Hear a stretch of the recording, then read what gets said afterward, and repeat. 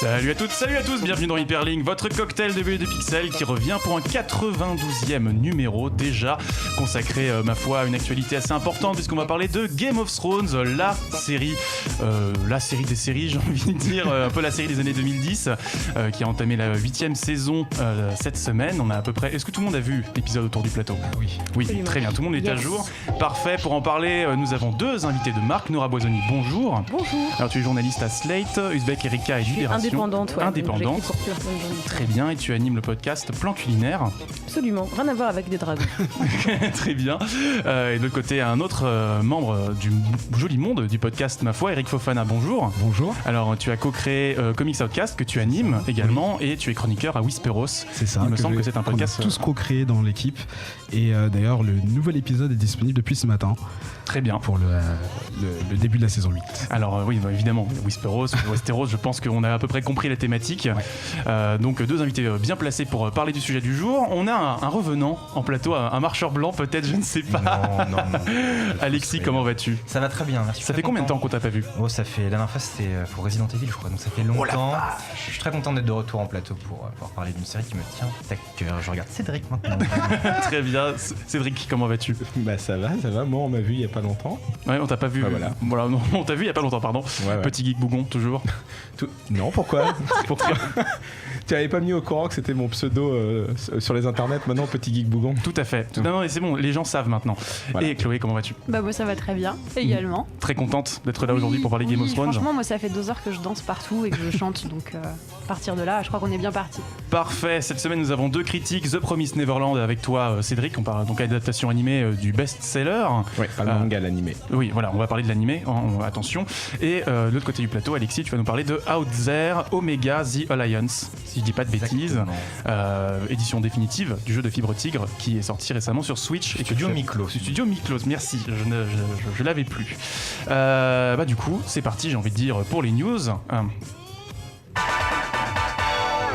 Les news, on commence avec toi Alexis, vu que t'as eu un petit peu de retard, hein, donc on t'en a donné 3, et 3 consoliers. Et oui, je vais vous parler de consoles. Je vais commencer par Nintendo. Vous vous souvenez, en début d'année, on a eu des rumeurs sur la sortie de 2 nouvelles versions de la Switch, une super Switch équivalent à la Le Wall Street Journal avait balancé ça, ouais. Voilà, la Nintendo 3DS XL et une autre version qui serait comme la 2DS, si on prend par rapport à la gamme 3DS. Là, c'est le journal japonais Nikkei qui vient porter de l'eau au moulin des rumeurs, puisqu'on aurait des informations sur une de ces versions de Switch, qui serait la version légère de la Switch. Donc pas d'informations sur la version Pro, quelques informations qui restent comme assez... on ne sait pas grand chose, si ce n'est que on pensait que les nouvelles versions de Switch allaient sortir cet été. Il s'avère que ce serait plutôt en fin d'année et que cette version légère serait donc une version qui serait plus destinée à un jeune public, portable, et qui serait quand même encore dockable, donc qui serait pas uniquement portable, mais on pourrait aussi jouer sur PC, sur télé, pardon. On pourrait également enlever les Joy-Con, alors qu'on pensait plutôt peut-être qu'on aurait une version de la Switch qui serait une seule, quoi, unique. Si on pense que cette console sort en fin d'année en même temps que Pokémon et qu'Animal Crossing, ça risque de faire très très mal en termes de chiffre de vente. Et effectivement, surtout que c'est typiquement le public qui pourrait être visé avec un modèle mini. Oui, tout à fait. Une moins chère qui serait vraiment, il y aurait des bundles sûrement. Enfin, on verra, mais et on vous tiendra au courant si on a des informations sur la version plus puissante de la Switch. Oui, après, a priori, on devrait pas l'attendre avant 2020. De toute façon, il y a l'E3 au milieu. Voilà, on aura quelques nouvelles. Autre constructeur, du coup, Sony. Non, je finirai par Sony. C'est le plus intéressant. Je vais parler de Microsoft. La Xbox One shadée. Xbox One SAD, comme je l'appelle, puisque c'est la Xbox One S All Digital, donc All Digital Edition. Ouais, mais shadé. Voilà, d'accord. Qui arrivera donc le 7 mai prochain, il coûtera 230 €. Qu'est-ce que c'est que cette console ? C'est une Xbox One S qui n'a pas de lecteur CD, donc que du dématérialisé. Elle coûtera donc 229 € contre 300 pour la version normale de la Xbox One S et qui suivra les promos. Vous savez quand même qu'il y a de nombreuses promos sur la Xbox One S, donc elle coûtera toujours moins cher. Donc je pense qu'on pourra la trouver pour vraiment pas cher dans les prochaines promos. Et elle vient avec 3 jeux qui sont assez intéressants, puisqu'il y a Minecraft, Forza Horizon 3 et Sea of Thieves. Donc si vous n'avez pas de console de cette génération, c'est assez intéressant. Et pourquoi Microsoft fait ça maintenant en fin de génération ? C'est probablement un coup d'essai pour la prochaine génération, parce qu'on sait que Microsoft va annoncer à l'E3 probablement une nouvelle génération de consoles qui ne sera pas une seule console, mais une gamme de consoles. Donc il est fort à parier qu'il y aura une console qui n'a pas de lecteur CD. Et donc peut-être qu'ils font un test là pour voir si ça va fonctionner, on ne sait pas. En tout cas, cette annonce annonce coïncide aussi avec la rumeur insistante de la sortie d'un abonnement couplé du Xbox Game Pass et du Xbox Gold pour une quinzaine d'euros par mois. Donc pour une console qui n'a pas de lecteur CD, avoir un abonnement internet avec un catalogue de jeux dématérialisé, c'est assez intéressant. Pourquoi pas, c'est l'avenir du jeu vidéo, on nous dit le dématérialisé depuis des années. Donc là, c'est une avancée un peu tangible. Du coup, Nora, Eric, vous jouez sur quoi ? PS4, PS4, et Steam et Switch. Et Switch, très bien. Donc typiquement, toi, un nouveau modèle de Xbox. Non, a priori, j'ai abandonné depuis la PS4, vraiment.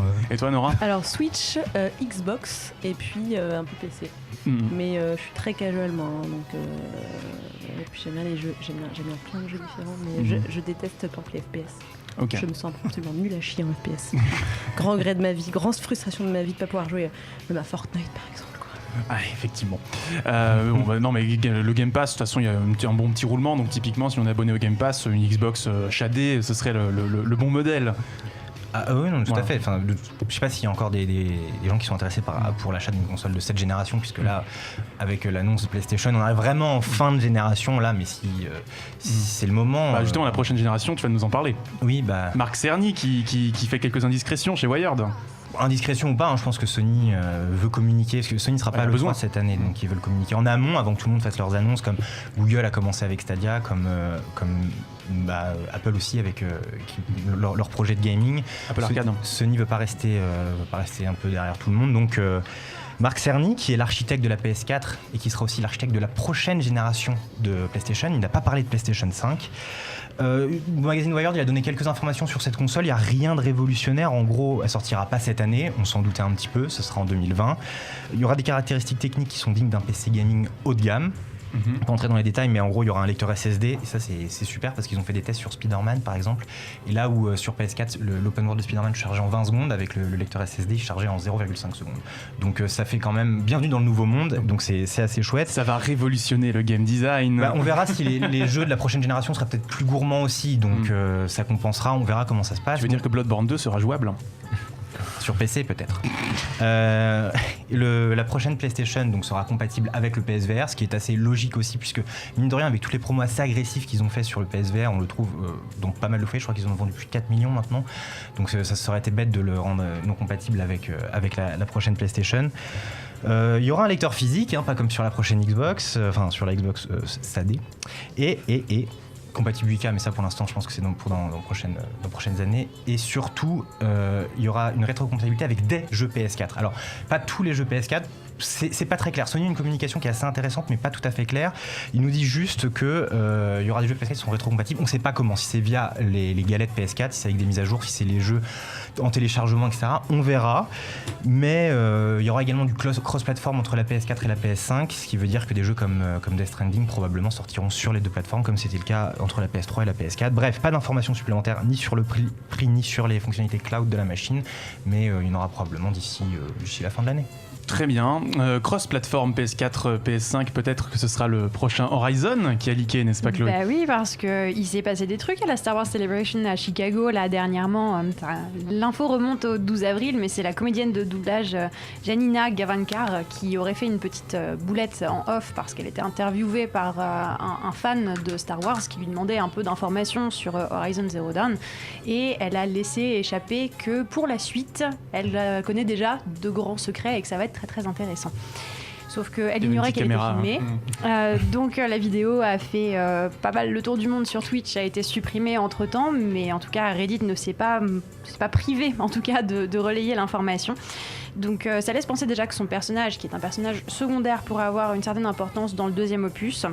Mais bon, on sait déjà qu'on n'aura probablement pas d'annonce cette année, étant donné que Sony, semblerait-il, ne participe pas à l'E3. Non, c'est pas prévu, non.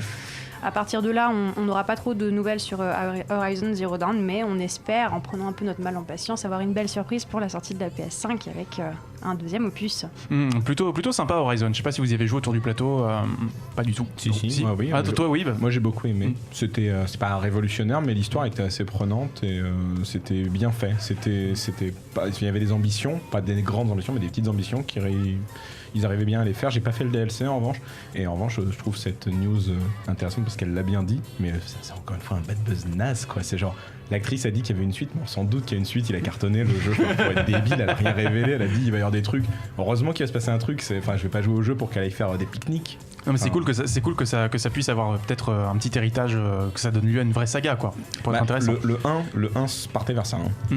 Ok. Écoute, à suivre. On reste avec toi Chloé sur une news un petit peu triste du monde de Disney. Exactement, c'est le Hollywood Reporter qui nous annonce que Disney, à 2 semaines du début du tournage, annule Mouse Guard. Donc Mouse Guard, qu'est-ce que c'était ? C'était censé être un film d'animation, adaptation de la BD Légende de la Garde de David Peterson, qui aurait dû être réalisé par Wes Ball, qui a fait entre autres la trilogie du Labyrinthe, qui aurait dû être produit par Matt Reeves, qui a fait les 2 derniers opus de La Planète des Singes et qui devrait faire le reboot de Batman, si je dis pas de bêtises. Tout à fait. Voilà. Donc il semblerait que ça ne rentre pas trop dans la stratégie de Disney. Il y avait un très gros budget qui était alloué, 170 millions de dollars, un public assez adulte qui plus est. Donc Disney a l'air de dire, en tout cas via la branche Fox, on va pas se concentrer sur cette production-là, mais fort heureusement, un autre studio pourrait vouloir récupérer le projet qui avait déjà son producteur, son réalisateur, son casting. Tout était prêt, donc à voir si quelqu'un se décide à redonner vie à Mouse Guard. Pourquoi pas, ils ont beaucoup d'argent. Pourquoi pas, Netflix. Amazon, Netflix, on en a plein. Il me semble que c'est un projet en stop motion, donc peut-être que ça pourrait intéresser Netflix, vu qu'ils travaillent déjà avec Del Toro sur Pinocchio. Je te vois, vous avez envie de réagir, Nora ? Non, pas spécialement. Moi, je suis toujours pour de l'animation, toujours plus d'animation partout. J'étais contente de Love, Death, Robots, même si j'ai pas beaucoup aimé, mais j'étais très contente de voir que l'anime pour adultes est de plus en plus présente sur les plateformes de VOD notamment. Bah non, elle a tout dit. Qu'est-ce que tu veux que je dise après ça? Non, je te voyais. J'acquiesce. Il est d'accord. Plus d'animation pour adultes, plus d'animation tout court, et surtout le fait que même animation pour enfants, ça peut être bien écrit. Il faut pas le. C'est pas besoin d'être niaiseux, comme diraient certains. Niaiseux, non, pas de transition là-dessus malheureusement. On regrette la mort. Ouais, alors là, de deux. Non, niaiseux, ce n'est pas le cas pour les mangas de Monkey Punch et de Kazuo Koike qui nous ont quittés cette semaine, malheureusement, deux gros darons. Et oui, ça a été une triste nouvelle pour tout le monde. C'est-à-dire que pile le soir où Notre-Dame brûlait, on apprenait la mort de Monkey Punch le lendemain matin. Donc il a succombé dans la nuit. Monkey Punch est l'auteur de Lupin the Third, aka chez nous Edgar de la Cambriole, qui est apparu dans les années 80. C'était un manga sur le petit-fils d'Arsène Lupin. C'est un manga très populaire qui a eu du mal à prendre chez nous en manga. Il n'a jamais pu sortir. L'animé, lui, en revanche, a cartonné. Les séries continuent à cartonner à travers le monde. Donc il nous a quittés à 85 ans de mémoire. Donc il a quand même eu une belle vie. Et la production, sa famille va continuer de toute façon la production de séries animées dessus. Et 2 jours plus tard, c'est Kazuo Koike qui nous a quittés. Et là, c'est un poignard dans le cœur de beaucoup de fans de manga, d'animation et même de cinéma japonais. Kazuo Koike, c'est quand même le créateur de Lady Snowblood, de Lone Waffen Cub, connu aussi sous le nom de la saga de Ogami Ito ou des Baby Cards. Et aussi, plus récemment, si on peut dire, c'était Crying Freeman aussi, tout simplement, qui avait été adapté par Christophe Gans dans les années 90. Donc, un grand monsieur qui était très connu pour son travail aussi d'estampes, sa représentation des femmes aussi. Il avait fait beaucoup de mangas. Je me rappelle, j'ai un trou de mémoire sur le nom, mais le dernier qui a été ressorti chez Kana traitait par exemple d'une femme dans les années 70, une jeune femme qui, parce qu'elle ne veut pas suivre le parcours de sa mère, décide de se prostituer. Et c'est pas un choix négatif, c'est un choix très positif pour elle parce qu'elle est complètement libre de son corps. Et dans les années 70, qu'un homme arrive à essayer de faire passer des idées comme ça et qu'ils se vendent, surtout au Japon, c'était quelque chose de révolutionnaire parce que Kazuo Koike, il avait ce pouvoir, en fait, il créait des femmes puissante qui détruisait tout, quoi. Mais du coup, c'est effectivement un grand auteur qui a influencé, tu l'as dit, beaucoup de cinéastes. On peut penser notamment à Baby Cart, tout l'héritage que ça a pu avoir. Baby Cart, il y a eu 6 films déjà. Oui, non, bien sûr, mais même, je pense à Logan récemment. Voilà, une grosse Logan. Évidemment. Donc, ce sont 2 grands monsieur qui nous quittent. Et on a un autre film, une autre news de ta part, Cédric, venant du monde de l'animation. Voilà, c'est là un peu plus joyeuse. C'est plus joyeux, effectivement. Et le mot niaiseux, peut-être, va s'appliquer cette fois. Alors, je vous renvoie Karel et son équipe à l'émission de la semaine dernière. On parlait de Kyoto Animation. Kyoto Animation vient d'annoncer qu'ils étaient dans la production du film Violet Evergarden. Donc, comme d'habitude, des séries ont conclu avec des films. Alors, est-ce que c'est la conclusion de Violet Evergarden ? On ne sait pas. On ne sait pas grand-chose pour l'instant. On sait qu'il sort en janvier 2020 et que c'est Naoko Yamada qui serait peut-être la réalisatrice. On ne sait pas. Naoko Yamada, c'est la réalisatrice de Silent Voice qui a fait grand bruit chez nous l'année dernière, et Lise et l'oiseau bleu qui sort cette semaine. Voilà. On sait qu'elle devait venir en France peut-être pour la promotion du film ou pour le festival d'Annecy. Elle a refusé en tous les cas parce qu'elle a dit qu'elle était sur un nouveau projet en cours. Peut-être, donc les liens se tissent et se détissent. On sait pas, en tout cas, moi à titre personnel, j'attends pas spécialement le film, mais c'est comme d'habitude, quand Kyoto Animation fait quelque chose, on doit quand même l'applaudir un petit peu parce que c'est ouf. Effectivement, Lise l'oiseau bleu, pour le coup, on aurait tort de se priver d'aller le voir. On aurait tort de ne pas aller le voir. Désolé, il fait très chaud. Je vais aller rapidement pour ma news, car c'est deux énormes tunnels. Nous avons donc les deux sélections qui sont tombées cette semaine. La sélection du festival d'Annecy, festival international de l'animation qui se déroulera à Annecy du 10 au 16 juin. Donc pas mal de films. Buñuel après l'âge d'or de Salvador Simo, l'extraordinaire voyage de Marona, la fameuse invasion des ours en Sicile, Ternet Ninja, Whitesnake, un film chinois, et un tir groupé japonais, cette édition-là étant spécialement consacrée à l'animation japonaise. The Wonderland, nouveau film de Keiichi Hara. The Relative Worlds, qui sort un peu du sol, je ne m'attendais pas à ce qu'il soit sélectionné à Annecy, celui-là. Et Ride Your Wave de Masaaki Yuasa, donc le nouveau film de Masaaki Yuasa qu'on attend avec impatience autour du plateau. Malheureusement, grand absent, Weathering With You, le nouveau film de Makoto Shinkai, qui était le réalisateur de Your Name. Son film n'est pas terminé, donc il sera projeté simplement en work in progress, aux grandes dames de la sélection qui voulait vraiment l'inclure, mais malheureusement le film n'était pas assez avancé. Les Enfants de la Mer ne fait pas partie de la sélection, mais d'une sélection alternative qui s'appelle Contre-champ, qui est inédite cette année. Donc film de Hayao Watanabe, long métrage du studio 4C, donc très expérimental, et pour avoir discuté un petit peu avec Marcel Jean, il a tapé dans l'œil très clairement du jury. Une petite annonce, une petite info comme ça sous le manteau, car j'ai pu poser la question. Il y aura une conférence sur les coproductions dans l'animation japonaise à l'international, avec notamment Netflix autour de la table, donc pas mal de choses. Est-ce que vous y serez à Annecy autour du plateau? Malheureusement, non. Non. Moi oui. Toi oui, du coup. Oui, tu m'as demandé de venir, donc oui. Pas mal d'attentes quand même. C'est un bel été qui s'annonce pour l'animation japonaise. Oui, c'est une belle année parce que là c'est un peu comme dans le jeu vidéo, des fois tu as des années où la conjoncture des dates fait que plein de grands créateurs sortent des jeux d'un coup, ou des grands cinéastes font plein de films d'un coup. Mais là c'est une année où quand même on a, comme tu disais, Shinkai, Yuasa, Keiichi Hara, tous les grands nouveaux noms, à part Mamoru Hosoda, c'est le seul manquant on va dire dans les gros noms, mais la plupart des gros noms sortent un film, il sort cette année. On l'a à Annecy, que demande le peuple, je ne sais pas, mais moi en tout cas je serai là-bas. Et puis Hosoda a quand même sorti son film cet hiver, donc bon. Oui, bien sûr. Bon, pour la sélection de Cannes, je suis désolé, on va la zapper, on n'a pas le temps. Ce sera pour la semaine prochaine. Tu voulais dire un mot, Nora? Bah non, mais le Jarmouche quand même qui fait l'ouverture, quoi. Un film de zombies par Jarmouche. Le Bong Joon-ho, moi les films coréens j'adore. Le nouveau Bong Joon-ho, ça me j'ai hâte tout ça pour aussi, moi. ouais. Mais le Jarmouche qui se Wes Andersoniste quand même, voir la bande-annonce avec le casting qui va être assez savoureux de voir ça en ouverture. Je suis très contente. Un peu un film de genre en ouverture, ça fait du bien. En espérant que ce soit pas un cas isolé, que ça fasse évoluer un petit peu les attentes du jury pour les prochaines années. On va s'écouter du coup Night Tempo, vu que Alexis tu reviens en plateau, je reprends les bons vieux artistes du catalogue. Close My Eyes, à tout de suite. De retour dans Hyperlink, votre cocktail de BD de Pixel. Même la série veut mourir, c'est un signe. Voilà, bon, Cédric, tu prends la parole en premier pour le segment des critiques. Cette semaine, nous avons donc The Promised Neverland et ensuite Out There avec toi, Alexis. C'est parti pour les critiques. Mais c'est de la merde! Alors du coup, The Promised Neverland, le petit pitch, ce sont des petits enfants dans un orphelinat et qui veulent s'enfuir, c'est ça? Tout à fait, on est dans l'orphelinat de Gracefield House, on suit la jeune Emma qui va avoir 12 ans, elle espère un jour être adoptée, mais en attendant elle vit une vie parfaite avec ses frères et sœurs d'adoption, dont surtout Norman et Ray qui ont le même âge qu'elle, dont elle est très copine, sur les trois c'est un vrai trio gagnant, et ils vivent tous ensemble avec leur gouvernante qui s'appelle Maman et qui s'occupe d'eux avec amour. Mais un soir, Emma et Norman découvrent l'horrible vérité que cache Gracefield House. Ils découvrent un secret que je ne révèle pas parce que je n'aime pas spoiler. Mais une chose est sûre, après cette nuit, tout a changé et pour Emma, Norman et Ray, il n'y a qu'une solution, fuir l'orphelinat. C'est un animé, donc, comme on l'a dit, qui a été adapté du manga de Demizu Posca et de Shirai Kayu, qui est publié dans le Weekly Shonen Jump. Et la réal est de Kanbe Mamoru pour le studio Cloverworks. Alors, il s'agit de l'adaptation d'un manga à succès du Shonen Jump, qui fait des records de vente au Japon, qui arrive, je crois, à égaliser One Piece. Le titre est donc si exceptionnel que ça, ou est-ce que c'est juste la hype du moment? Alors non, pas du tout, c'est pas la hype du moment, il a vraiment d'excellentes qualités pour lui. Déjà, il a une histoire à suspense, vraiment bien écrite, les auteurs sont vraiment bien travaillés ensemble.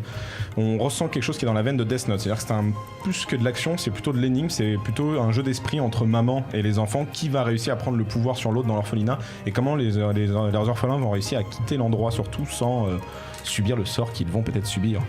En plus, les personnages sont très attachants. Et moi, j'ai un big up pour le trio de tête, bien sûr, mais surtout Emma. Emma, je le répète souvent, c'est un truc que j'entends très peu dans les critiques positives du manga ou de l'anime, c'est qu'Emma est un personnage féminin du Shonen Jump qui n'est pas sexualisé, elle n'est pas caractérisée par son genre. Donc c'est une fille, elle porte une jupe, mais ça s'arrête là. Elle n'a pas de poitrine mise en avant, elle n'est pas sexualisée, elle n'a pas forcément plus l'ascendant ou la descendance par rapport aux deux autres garçons, en fait. Et c'est un trio qui marche très bien.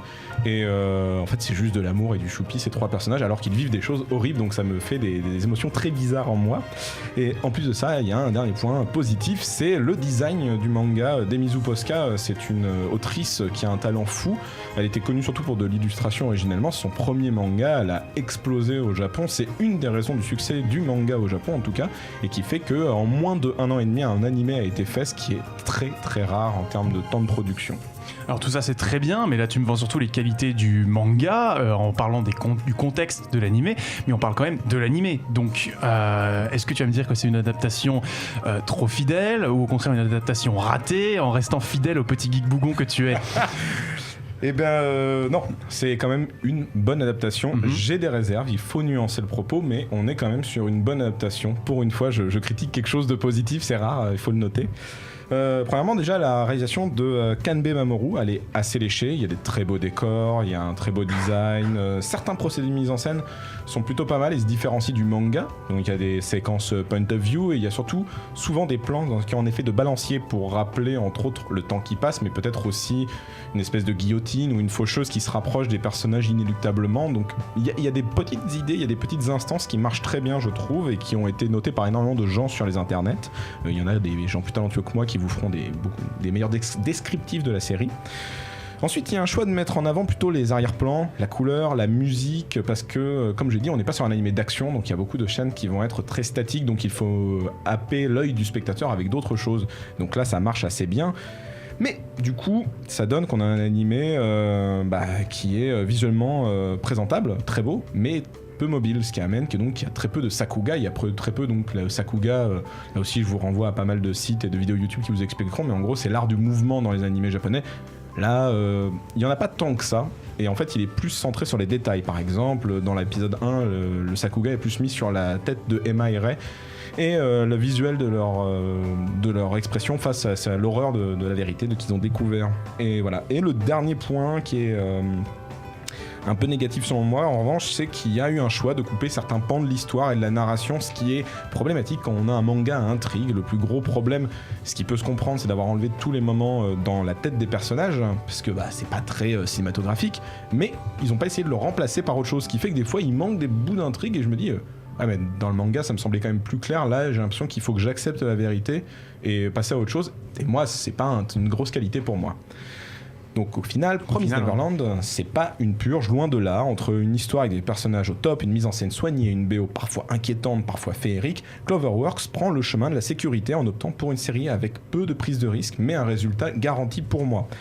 Il reste que je ne suis pas complètement convaincu par cette adaptation, mais c'est sûrement dû au fait que la série n'arrive pas à transcender l'œuvre originale. En conclusion, c'est un animé à recommander soit aux néophytes complets de l'œuvre, soit aux gros fans. Les autres, je ne vous conseille pas forcément d'y aller. Merci pour cette critique. J'ai une petite question, c'est disponible où ? J'allais poser la même. L'animé est disponible sur Wakanim, la saison 1 fait 12 épisodes, elle vient de finir, et le manga est aux éditions Kazé. Et c'est plutôt du thriller ou de l'horreur ? C'est plutôt du thriller. Il y a une pointe d'horreur, mais c'est quand même plus du thriller. Moi, pour n'avoir pas lu le manga du tout, je dois dire qu'effectivement l'animé est plutôt intéressant, fonctionne plutôt bien. J'ai vu que 3 à 4 épisodes, mais est-ce que sur la suite, parce que tu disais qu'ils ont coupé des éléments pour éviter de faire des tunnels, est-ce qu'on retrouve les travers de l'animé de Death Note où ça part dans des tunnels de mind game, où ils disent justement il va penser ça et truc machin. Il y a un tout petit peu ça, mais pas trop, parce qu'il y a quand même beaucoup de personnages, il y a beaucoup de situations. En plus c'est quand même un huis clos, donc ça amène d'autres situations liées à des pièces, à des embranchements, à la forêt et ce genre de choses. Et le gros point avantageux, c'est pas vraiment un spoiler, mais toute la saison 1 adapte le premier arc qui est l'orphelinat, Et donc c'est un peu comme Prison Break quoi. La saison 1 n'était que le début et le manga et l'animé dont la saison 2 vient d'être annoncé pour l'année prochaine amènent déjà les nouveaux arcs qui sont palpitants pour moi. Eric, toi tu es plutôt versé manga ou tu es 100% comics? Tu te laisserais tenter? Aujourd'hui 100% comics, à une époque les mangas faisaient vraiment partie de ma vie, même l'animation, mais là c'est vrai que je pense que depuis Clamp avec Tsubasa Chronicle, donc il y a bien 10-15 ans, j'ai pas réussi à me passionner pour d'autres titres. Après My Promised Neverland, j'en entends parler mais tout le temps. Donc je vois la proportion que ça a et que le passage en animé c'est toujours un événement parce que justement il y a beaucoup de fans qui attendaient, qui ne voulaient pas se lancer dans le manga mais qui préféraient voir l'animé. Mais c'est vrai que ça me dépasse un peu aujourd'hui. J'y plongerais, là tu parles d'une saison de 12 épisodes, c'est vrai que c'est quand même plus digeste, donc pourquoi pas. Mais c'est vrai que si ça part à la traîne comme les Naruto, les One Piece d'il y a... C'est pas prévu comme ça du tout. En tout cas maintenant, de toute façon, ce genre de production est prévu pour faire des séries, des saisons de 12 épisodes et d'espacer d'un an, 1 an et demi entre chaque saison pour laisser les fans respirer et que le public se lasse pas trop. Depuis Attack on Titan, ça m'a vraiment surpris en fait. Je m'étais dit que tout le monde faisait des grosses saisons histoire de tout produire le plus rapidement possible. Mais maintenant ils prennent le temps de mettre des pauses d'un ou 2 ans. J'apprécie, mais c'est vrai que pour le coup même Attack on Titan j'ai pas continué. Alors on a la débauche sur le chat, ce bon vieux Benjamin Benoît qui salue tes cheveux courts. Apparemment tu serais allé chez le coiffeur il y a pas très longtemps. Oui, voilà. c'est vrai. Qui nous dit en espérant que The Promised Neverland gère mieux la suite que Prison Break parce que les œuvres d'évasion c'est un enjeu massif de garder la sauce une fois que c'est fait. Souvenez-vous le fameux d'accord. Après saison 2 de Prison Break. On est complètement d'accord. Pour moi de toute façon le manga il explose à partir de cet arc là. Et je conseille à titre personnel bien plus le manga que l'animé, mais si vous n'êtes pas manga, allez voir l'animé, il est quand même très quali. Ça peut être une très bonne porte d'entrée. Ah oui, bien sûr.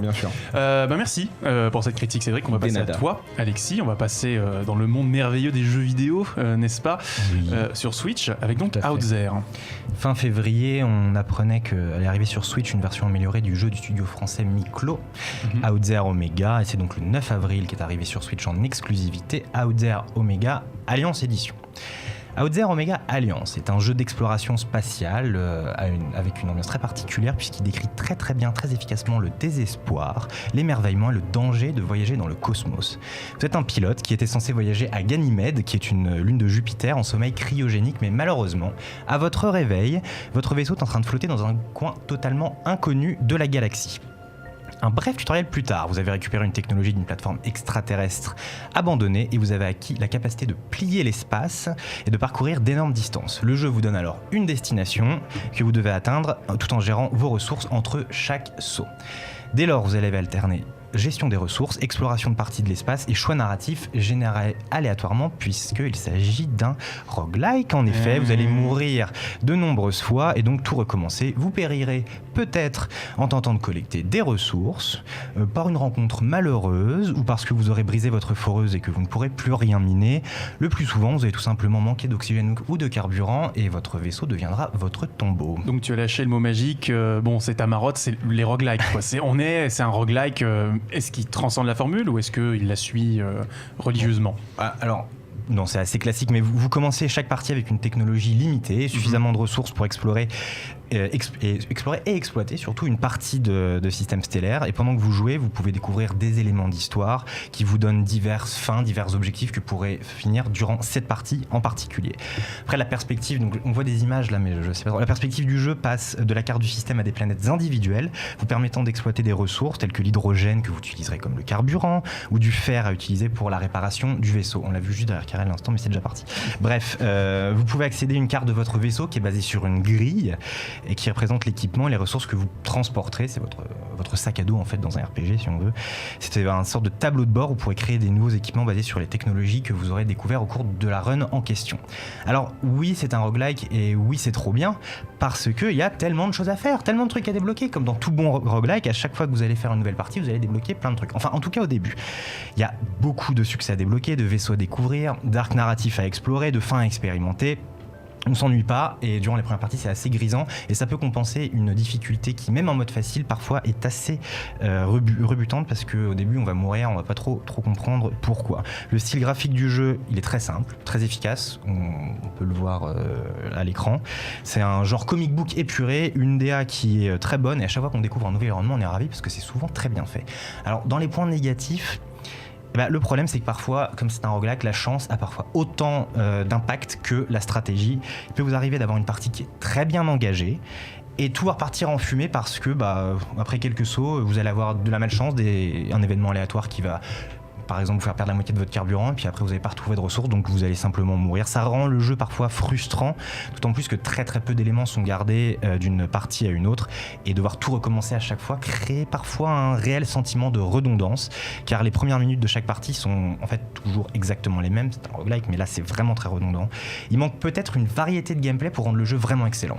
Donc ça, c'est typiquement ce qu'aurait pu apporter cette nouvelle édition, mais qu'est-ce qu'elle apporte en plus ? Alors donc, Outzer Omega Alliance, c'est la seule version de Outzer Omega qui est disponible sur console en exclusivité sur Switch, parce que les autres versions, donc Outzer Omega qui est la version précédente, disponible sur PC et sur support mobile. Donc la version Alliance ajoute, c'est la version ultime du jeu en fait, ça ajoute 3 nouveaux vaisseaux pour une 13, des nouvelles histoires, des nouveaux environnements planétaires, de nouvelles technologies et une nouvelle fin inédite, ce qui amène le total de fins disponibles du jeu à 5. Bref, avec cette édition, vous avez vraiment de quoi faire, mais bon, je mettrais bien une petite pièce sur le fait qu'ils amènent l'update Alliance sur les versions PC et mobile, ça serait quand même assez logique. Bref, bon, c'est un jeu qui est très bon, je me suis bien amusé dessus parce que j'aime bien le genre et ça peut rebuter par certains aspects répétitifs et aléatoires qui sont vraiment parfois très frustrants. J'avais envie parfois de jeter ma Switch par la fenêtre, mais ça donne envie parfois de se replonger. J'ai pas lâché le nom FTL encore, mais pourtant le jeu ressemble beaucoup à FTL, au moins dans le style. Parce que pareil, dans FTL, votre vaisseau, vous avez ces petites cases aussi. Donc ça m'a immédiatement frappé, mais je voulais en parler que maintenant, parce que là où FTL peut casser la redondance grâce à son action, et grâce à ses combats qui vous remettent directement dedans, Outzer Omega, lui, il va plutôt insister sur le lore et l'environnement et la narration. Donc si vous avez aimé FTL, testez-le. Et puis si vous n'aimez pas, retournez à jouer FTL. En tout cas, si vous avez une Switch, il y a une démo qui est disponible sur l'eShop, donc il n'y a vraiment aucune raison de ne pas y aller. Le jeu doit coûter une 15aine d'euros. Franchement, ça vaut le coup. Donc là, tu es conquis, là on a coché tout le bingo, Alexis, c'est bon. J'ai pas prononcé le mot Isaac dans ma chronique. Voilà, je l'attendais. Merci Alexis pour cette critique. Est-ce que vous seriez tenté à la formule du roguelike comme ça? Moi justement, vu le nombre d'heures que j'ai passé sur Isaac, c'est pas. Est-ce que tu craquerais pour celui-là à essayer, le problème c'est que j'ai pas de Switch. Tu m'offres une Switch, Karel? Il est sur PC? Oui, s'il y a sur PC, mais c'est pas la version tu Ultimate. Tu lui offres un PC, Karel? Tu m'offres un PC, Karel? Bon, non, mais on verra la Switch Mini après le 3. La DA est très belle. Hein. En tout cas, les cinématiques, le dessin est magnifique. Ça donne envie, quoi. C'est pas forcément un genre de jeu qui m'attire, mais quand il y a une très belle DA, je peux limite me faire tenter. En plus, il y a une démo. Ça, c'était le petit truc à rajouter. Tu l'as très bien dit. Il y a une démo, donc j'irai la chercher tout à l'heure. Si vraiment c'est votre genre de jeu, allez-y, parce que c'est des centaines d'heures.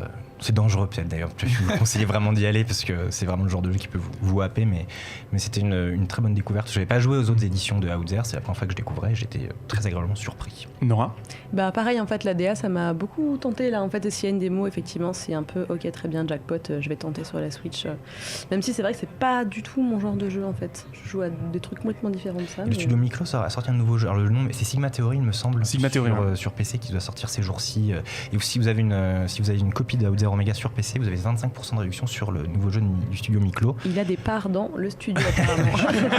Non, mais c'est un studio français qui font des bons jeux. Je trouve que c'est important d'en parler, parce que ça n'arrive pas tous les jours. Effectivement, Sigma Theory, si vous vous intéressez au milieu de la recherche scientifique et des agents secrets, c'est un jeu à recommander, effectivement. Je l'ajoute à mon petit catalogue de recos de fin d'émission. Hop. Bon, on va s'écouter du coup tout de suite, excusez-moi, Dominique Omega et The Archetype, qui sont donc des petits rappeurs qui se sont amusés à faire une reprise de l'instru de Game of Thrones, figurez-vous. Voilà, à tout de suite. De retour dans Hyperlink, votre cocktail de BD Pixel, épisode 92 consacré à Game of Thrones. Je pense que c'est l'heure d'aborder le grand débat. Les amis, êtes-vous prêts? Oui. Très très bien, c'est parti pour le sujet de la semaine, Game of Thrones. $50 que j'ai raison. Je tiens le pari. On se sent visé, je monte à $100. Alors Game of Thrones, pour commencer, on peut dire que c'est un auteur, George Martin, qui est né aux États-Unis et qui a écrit pas mal de nouvelles de science-fiction, pas mal de nouvelles d'horreur également, jusqu'à ce qu'en 91, il se décide à écrire une grande saga de fantasy, une trilogie qui deviendra la grande saga qu'on connaît, le Trône de Fer, Game of Thrones. Game of Thrones, la série. Donc, comment ça s'est passé, le fait que le livre devienne une série? Ce qui s'est passé dans un premier temps, c'est que gros best-seller, ça a commencé à intéresser les studios très très rapidement après le succès des bouquins, sauf que George Martin il a été catégorique dès le début. Il voulait pas que ce soit adapté en film parce qu'il voulait pas que son œuvre de 4000 pages à l'époque soit complètement bâclée et résumée à 2 heures de temps. Donc même lui déjà il voulait le format série. Il voulait pas l'effet Peter Jackson quoi en fait. Voilà, c'est ça. Il voulait vraiment s'éloigner de ça et 2 jeunes réalisateurs ont réussi à le convaincre suite à la question qu'il leur a posée, la petite question piège, qui est la mère de Jon Snow. Ils ont réussi à répondre parce qu'ils s'étaient un peu penchés sur la question, ils avaient totalement analysé l'œuvre et donc à partir de là, il leur a accordé les droits. Mais avant que ce soit accepté même par HBO, il y a eu énormément de travail. Il y a eu un premier pilote qui a été tourné. Par ailleurs, on n'avait pas Emilia Clarke comme actrice pour Daenerys à l'époque. On avait Tamzin Marchant, une actrice britannique. Sauf qu'elle n'avait pas spécialement convaincu. HBO a pas du tout accroché au premier pilote. Donc ce premier pilote a dû être complètement refait de A à Z, pratiquement 90%. Il y a eu un changement de casting, 2e échec, et c'est à partir du 3e essai que HBO je vais y arriver, a déclaré bien vouloir se lancer pour une première saison de 10 épisodes. Et donc là, on arrive en 2011. Alexis. Il faut rappeler que c'est une période charnière pour HBO aussi, puisque Les Sopranos étaient finis, donc la série était quand même très attendue, on savait pas trop où est-ce qu'ils allaient aller. Et puis alors, finalement ça a très bien fonctionné, mais c'est marrant parce que HBO a toujours mis l'emphase sur la famille dans ses séries, avec que ce soit justement Les Sopranos ou 6 Feet Under, et très très vite dans Game of Thrones, la famille, je pense qu'on va pouvoir en parler plus tard, mais c'est devenu central. Non, ils ont assez bien résumé. La chose qu'on n'a pas dit, c'est que George R. R. Martin il était scénariste de films et de séries initialement, et que la raison pour laquelle il ne voulait pas que ce soit adapté en film, c'est qu'il avait, juste par pur esprit de revanche, il a écrit Game of Thrones de manière à ce que ce soit pas adaptable pour se venger des scénaristes et des réalisateurs des producteurs qui l'avaient booté d'Hollywood en fait. Donc ça le gonflait prodigieusement que quelqu'un adapte ce qu'il avait voulu faire, et donc s'il écrit, il a tout simplement dit que c'est parce qu'il n'a pas pu le réaliser. Donc c'est vrai que c'est intéressant parce que ça montre tout de suite le point de vue cinématographique de l'œuvre en fait, de la manière dont c'est écrit et la manière dont tout est traité en fait dans Game of Thrones. Alors Nora, Eric, comment est-ce que ça a été accueilli au moment où la série est arrivée ? Moi, je commencerais par dire qu'il y a quand même une grande série par décennie, depuis les années 2000, et que moi, Lost me manquait beaucoup. Et que pour moi, la série des 2000, c'est Lost, et la série 2010, c'est Game of Thrones. En fait, c'est juste que ça arrivait après. Il y avait un manque, on n'avait pas de grande série comme ça qu'on pouvait suivre aussi sur le web. Parce que Lost est la première série, je vais dire, multimédia, le mot qu'on. Voilà, multimédia, transmédia, web, etc. Et là, ça manquait quand même fortement d'une série comme ça, et d'une série aussi ambitieuse. Et aussi, on va dire, polyphonique, j'ai envie de dire. Rien à voir avec la Corse. Bravo. Un petit point, reflet de France, une région ont du talent. Non, du coup, c'est vrai qu'on manquait d'une série avec une envergure pareille, une série qui puisse plaire à beaucoup de gens, que ce soit des gens qui lisaient les livres, des gens qui découvraient cet univers-là, des gens qui pensaient pas que sur HBO on pouvait avoir une série de fantasy. Ça a été quand même très bien reçu dès le début. Enfin, moi, le souvenir que j'en ai, en tout cas, c'est de se dire, ok, on a peut-être un héritier. Ça a explosé à la 2 quand même. Oui. Moi, je me souviens que c'est toujours un peu comme ça avec ces séries un peu de genre. C'était pas du tout connu en France. Enfin, c'était connu d'un cercle de connaisseurs de ce genre d'heroic fantasy, mais c'était pas très populaire pour le grand public. Il y a Le Seigneur des Anneaux et point barre. Et comme moi, je me rappelle quand c'est arrivé, tout le monde se le passait un peu genre en pirate. Et même la communication d'HBO et de OCS à l'époque, il y avait les droits déjà de la saison 1. N'était pas faramineuse sur la série, même George Martin. En milieu de saison 1, c'est vrai que c'est là qu'on a commencé. Moi, j'ai commencé à en entendre parler vraiment au milieu de saison 1. Un ami qui a lu les livres qui m'avait dit il faut que tu regardes ce truc-là, c'est génial. J'étais là, ah ouais, au début j'avais regardé, je restais un petit peu longuet, mais ça m'a tout de suite. Puis il y a le genre aussi, le fait qu'on nous ressorte un univers féodal au milieu de toutes les séries fantastiques qu'on pouvait, fantastiques science-fictives qu'on peut avoir à l'époque. C'était un peu un retour à un genre qu'on n'avait pas vu à la télé, même publique, depuis plusieurs décennies. Il n'y avait pas de série de ce genre depuis un moment. Et je pense qu'en fait, il y a la curiosité aussi la plupart des gens qui ont commencé à regarder ne se doutaient pas qu'il y avait autant de fantaisie dedans. Ça a été apporté graduellement. Mais le succès, je pense que c'est juste une écriture très, très carrée. Des épisodes presque à l'emporte-pièce où on vient regarder un thème quasiment par épisode, en tout cas dans la première saison, et qui fait que en fait c'est pas si compliqué de s'y accrocher, et que on parle à ses amis, on parle à ses colocs, on parle à ses collègues, et tout le monde est rapidement pris par la vague.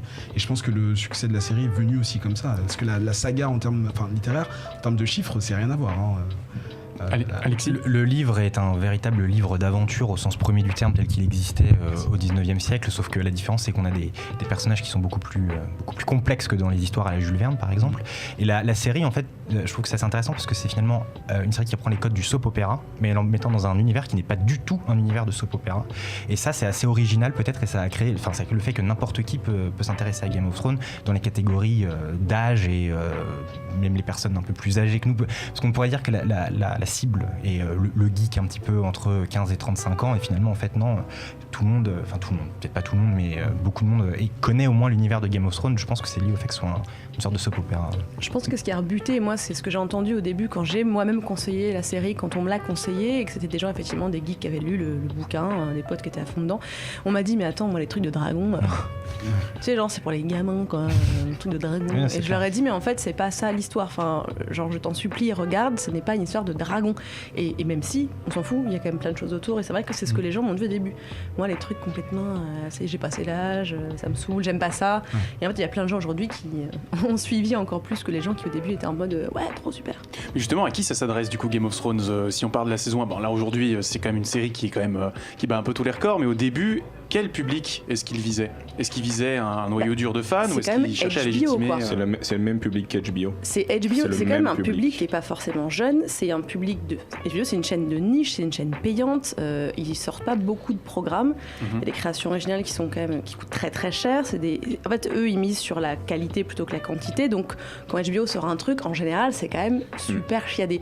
Donc le public, c'était plus d'HBO, qui n'est pas un public de gens de 15-25 ans, Non, quoi. pas du tout. Qui cherchent surtout pas ce genre de série-là. Un petit peu, mais effectivement, comme tu dis, le slogan de HBO, c'est pas de la télévision, c'est HBO. Et le but d'HBO depuis la fin des années 90, début 2000, c'est de proposer ce qu'on pouvait pas avoir à la télé américaine, donc du sexe et du sang, principalement. Et toutes les séries, que ce soit Six Feet Under, Les Sopranos, on parlait tout à l'heure, Tremé, ou même Oz, qui pour moi est la meilleure série qu'HBO ait jamais créée, qui est le pré-Game of Thrones, pour le concept pur, où c'est vraiment des bagnards dans une tôle, il y a des familles de bagnards qui s'affrontent pour qui va prendre le pouvoir dans la prison.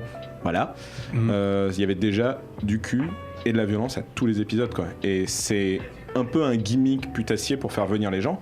Mais mine de rien, c'est pour ça que le public vient en général, comme tu l'as dit, c'est pas pour les dragons, c'est pas pour les White Walkers, c'est pour savoir qui va tuer qui va baiser qui, et qui va s'asseoir sur le trône de fer au final. Tu parles de Dallas ou de Game of Thrones? Oh, de Dynasty. Moi, on a eu cette discussion au bar, c'est vrai, moi je suis plus Dynasty, je suis plus moumoute et paillettes. Hein. Et vers le cognac jeté vers la là c'est le verre de vin sur le coin de la gueule, ça fait mal. Mais alors justement, tu dis, bon bah voilà, du sang, du cul, c'est pas que ça le contenu de Game of Thrones quand même, parce que là on peut quand même commencer à rentrer dans le dur. Game of Thrones, fondamentalement, c'est quoi? C'est l'histoire de plein de personnes déjà. Et ça, c'est un format qui est très très intéressant. On voit ça dès le premier épisode. C'est qu'on a des actions qui se déroulent aux quatre coins de Westeros. Donc on suit ces personnes qu'on ne connaît ni d'Ève ni d'Adam au début. Et on commence à les connaître au fur et à mesure. Donc j'ai l'impression on prend petit à petit cette proximité. On devient proche de ces personnages. On les suit. C'est des intrigues de politique, c'est des histoires d'amour, c'est des histoires de famille, principalement de famille tout au début. Et il y en a 8 au début emporter. et 3 aujourd'hui, c'est ça? 9 au début. 9 au début. Ouais. 3,5. Ça s'est véritablement Non, je t'ai réduit. interrompu. Vas-y. Non, il n'y a pas de mal. J'avais plus ou moins fini mon propos. Non, c'est ce côté des thématiques. Et c'est même si on est dans un univers qui est très très dur, où justement il y a beaucoup de sang et beaucoup de sexe, on s'attache à ces personnages. Et ce qui fait aussi tout Game of Thrones, c'est qu'il y a des personnages qui disparaissent au fur et à mesure. Justement, je sais plus quel acteur avait dit, quand on lui avait demandé de résumer Game of Thrones, il avait dit c'est du sexe et du sang. Enfin des seins et du sang, je crois, ou je sais plus, enfin quelque chose comme ça. Et en fait, c'est plutôt plus, comme tu dis, du pouvoir et des familles que du sexe et du sang. C'est un peu plus profond justement que simplement tiens, on peut montrer des seins à la télé. Le problème, c'est que vu sous cet angle-là, beaucoup de séries en fait ont cet angle-là. C'est-à-dire que l'autre série qui a marqué les années 2010 avec Game of Thrones et qui est sortie la même année, c'est Walking Dead. En fait, je suis pas fan de Walking Dead parce que ça a le même souci de base que Game of Thrones, c'est que ça emprunte au code du genre, donc l'heroic fantasy d'un côté, le zombie de l'autre, pour faire du soap. Et donc en fait, au bout d'un moment, tu te délaisses un petit peu de ce qui fait la quintessence du genre pour faire quand même beaucoup plus de soap. Et au final, les White Walkers, moi c'est un truc qui m'a embêté pendant des années avec cette série, c'est qu'il y a des putains de zombies immortels qui attendent de l'autre côté du mur. Ils sont 3 pélos à le dire, les autres préfèrent se battre pour un trône de métal. c'est l'ironie de la situation. J'ai bien compris ça, mais ça me gonfle dans Mais le n'est-ce principe. pas ce qui se passe aujourd'hui où on mais se plaint de complètement. réchauffement climatique depuis longtemps et que les gens veulent juste chercher de plus en plus de ressources.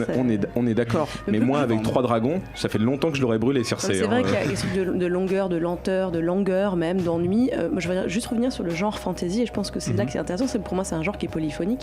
Et dans la fantasy, en fait, on pourrait enlever les dragons, enlever les moumoutes, enlever la magicienne et je regarderai toujours et ça intéressera toujours. C'est universel en fait, c'est des thèmes universels, c'est les structures universelles, c'est la famille, comme on disait, c'est des intrigues, c'est du cul, c'est de la trahison, et c'est surtout, ce qu'on n'a pas dit, c'est que ce que tu as commencé à dire, c'est que les gens meurent de façon complètement inopinée. Et je pense que c'est ça aussi qui a fait qu'on reste.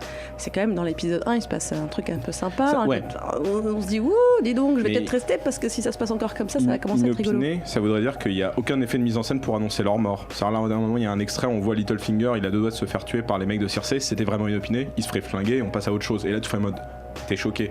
Il y a quand même toujours par la mise en scène, par la musique, par la lumière, par plein de choses, tu pressens quand même que le personnage va avoir une mort à peu près.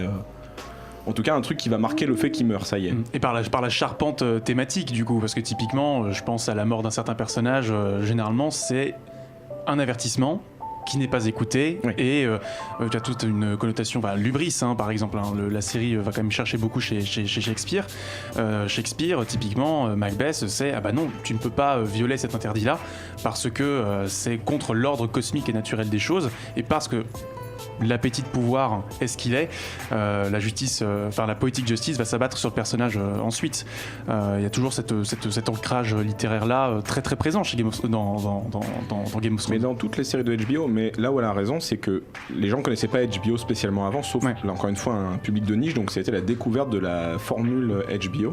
Et qu'elle marche toujours très bien, ça c'est sûr. Et donc, quand t'arrives, que les personnages que t'aimes bien meurent et que le spectateur est pas forcément attentif aux détails qui te font peut-être prédire qu'il y a la mort, tout le monde est choqué, ce qui donne forcément les North pourpres, le Red Wedding, qui est devenu la séquence la plus connue. Il y en a pour tous les goûts. Il y en a pour les gens qui veulent regarder sans se poser des questions, sans aller sur Reddit, sans mater des récaps, sans faire des théories farfelues ou pas. Et il y en a pour les gens qui veulent ça, en fait, qui veulent ce travail de décortiquer, trouver les indices qui étaient dans l'épisode 1. Et c'est ça en fait qui marche avec Game of Thrones, comme True Detective saison 1 aussi, qui a un peu fini en autre boudin. Expression, autre boudin, pardon, je sais pas pourquoi on le dimanche. C'est très bien, c'est français, c'est axé, pivot. Après les polyphonicords, j'ai décidé de. Voilà. Non, c'est parce qu'il y en a vraiment pour tout le monde, quoi. Et c'est ça au début, je pense, qui a accroché les gens, c'est de se dire, moi je le regarde juste comme ça, puis en fait tu te prends quand même au jeu de dire, ouais, moi je pense que c'est machin, et donc il y a le truc de Lost, quoi. Encore une fois, j'en reviens à Lost, mais c'est ça qui plaît aux gens, c'est ça qui fait qu'une série fonctionne, c'est qu'on en parle à la machine à café, qu'on a peur de se faire spoiler, que c'est vraiment devenu un truc. Si tu regardes pas Game of Thrones, en fait, tu te sens ultra isolé dans ta vie sociale quand même, quoi. Eric, justement, oui. Non, je voulais parler aussi du public, qu'il y avait les fans hardcore, qui sont en réalité très nombreux par rapport au nombre de spectateurs que la série obtient. Aujourd'hui, elle va avoir pour le dernier épisode de la saison 8. Et il y avait les noobs qui sont la grande majorité, je pense qu'on en fait partie pour la plupart, d'avoir découvert les romans, mais après. Et du coup, je pense que HBO qui se dit, bon, on va prendre cette franchise qui, elle est basée sur une série une saga de romans qui a vendu des millions d'exemplaires, mais je pense qu'il ne se doutait absolument pas qu'il ferait 2 saisons. Je pense qu'il n'était pas sûr du tout de pouvoir plaire à un public qui n'était même pas au courant de l'existence de la saga. Je pense que ça a été mieux reçu par les non-lecteurs que par les lecteurs. Jusqu'à la saison 3, je pense. Je pense que tout le monde était plus ou moins satisfait jusqu'à la saison 3 en termes de fidélité.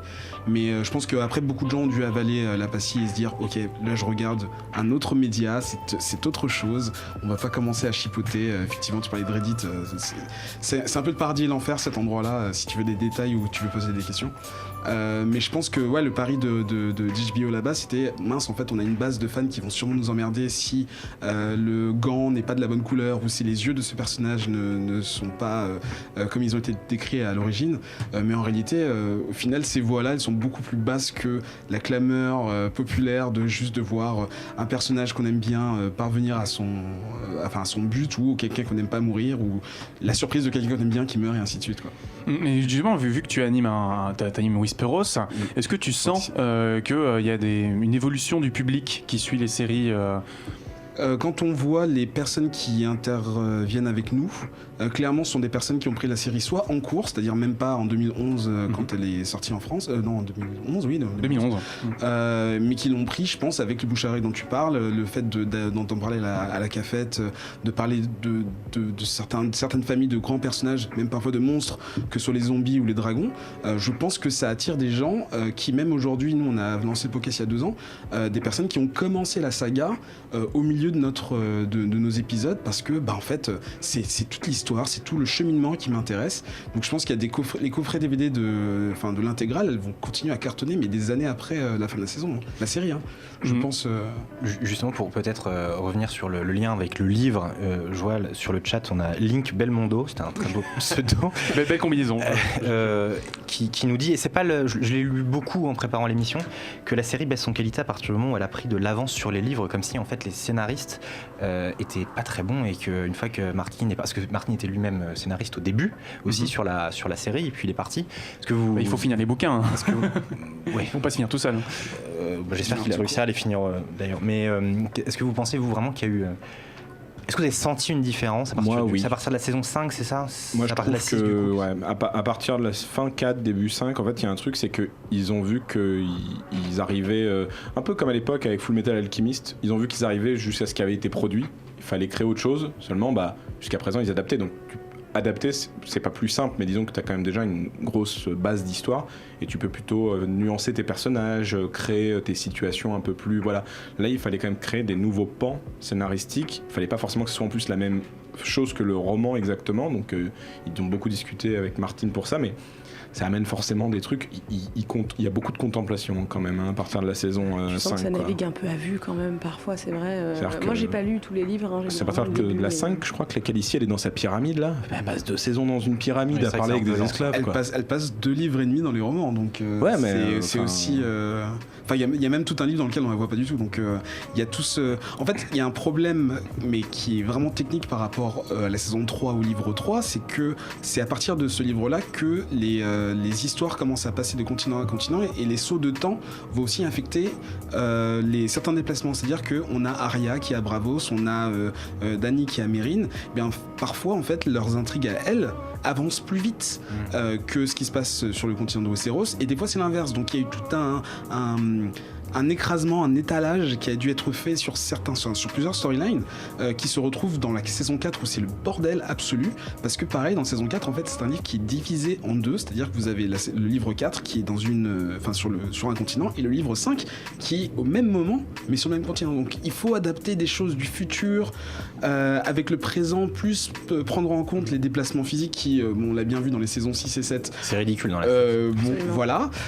Mais voilà, c'est aussi ces moments-là qu'il faut prendre en se disant, bon, ok, clairement, en réalité, ils n'ont pas pu adapter ces lignes-là parce que impossibilité incompatibilité en termes de scénario, parce que si dans cet épisode on parle de ça et dans l'autre, en fait, on continue à parler effectivement de comment régner à Meereen, alors que de l'autre côté, tout le monde est en train de s'entretuer.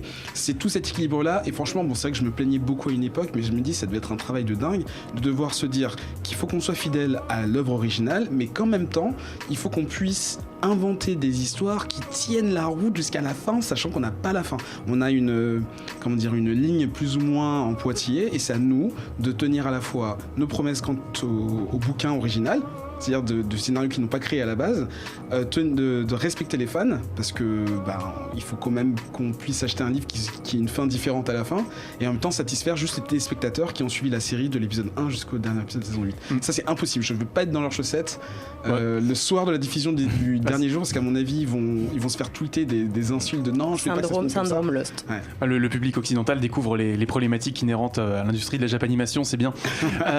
On a sur le chat donc Link Belmondo qui nous disait la saison 7, en fait, c'est surtout pour faire plaisir aux fans du genre, dragon, etc. La débauche qui nous pose la question, et on refermera le premier segment de cette émission là-dessus. Pensez-vous qu'on va voir la fin en livre un jour? George Martin donne vraiment l'impression de s'en foutre, ou de s'être résigné, ou d'être totalement dépassé. Chloé. Alors, moi, je sais que George Martin, il a refusé d'apparaître dans le dernier épisode de la saison 8 de Game of Thrones parce que les réalisateurs voulaient lui rendre un petit hommage. En mode Stanley, ouais. Voilà, mais il était trop occupé justement à plancher sur les bouquins. Donc, faire un aller-retour à Belfast, c'était trop compliqué pour lui par rapport à ses obligations. Donc non, il est en train d'y travailler et la fin est déjà écrite, semblerait-il. Il faut croire que ça fait partie de son testament. Mais il y a déjà 4 ans de retard pour le nouveau livre, et puis il est en train de travailler aussi, il est co-scénariste d'un spin-off, on peut en parler peut-être plus tard, de Long Night. Il travaille déjà sur le spin-off de Game of Thrones, donc... Moi, je vous recommande un podcast qui est animé par Alain Carazé sur les séries qui s'appelle Previously, où il y a un moment, Alain Carazé, pour ceux qui ne connaissent pas, c'est le spécialiste français des séries télé. Ça fait plus de 35 ans qu'il s'occupe des séries télé. C'est lui qui avait vendu Doctor Who dans les années 80 au Bogdanov. Et il fait un épisode, il en a fait 2, je crois, sur le Game of, mais le premier est très intéressant parce qu'il était allé sur les tournages de la saison 1, alors que la série était en full secrète. Il avait signé des trucs de confidentialité, il avait interviewé plusieurs personnes, et George R. Martin avait dit je suis très content, en revanche il faut que je me dépêche parce que j'ai pas envie qu'il me rattrape. Voilà, donc ça c'était en 2011. Mais il était content, ça va. Il était content d'être là. Il était content d'être là, il était content. Nous on est content d'être avec vous les amis. C'est fini pour cette première moitié de débat. On va s'écouter une chanson de Game of Thrones, justement, The Bear and the Maiden Fair de The Whole Steady. Et on se retrouve juste après pour la deuxième moitié de l'émission.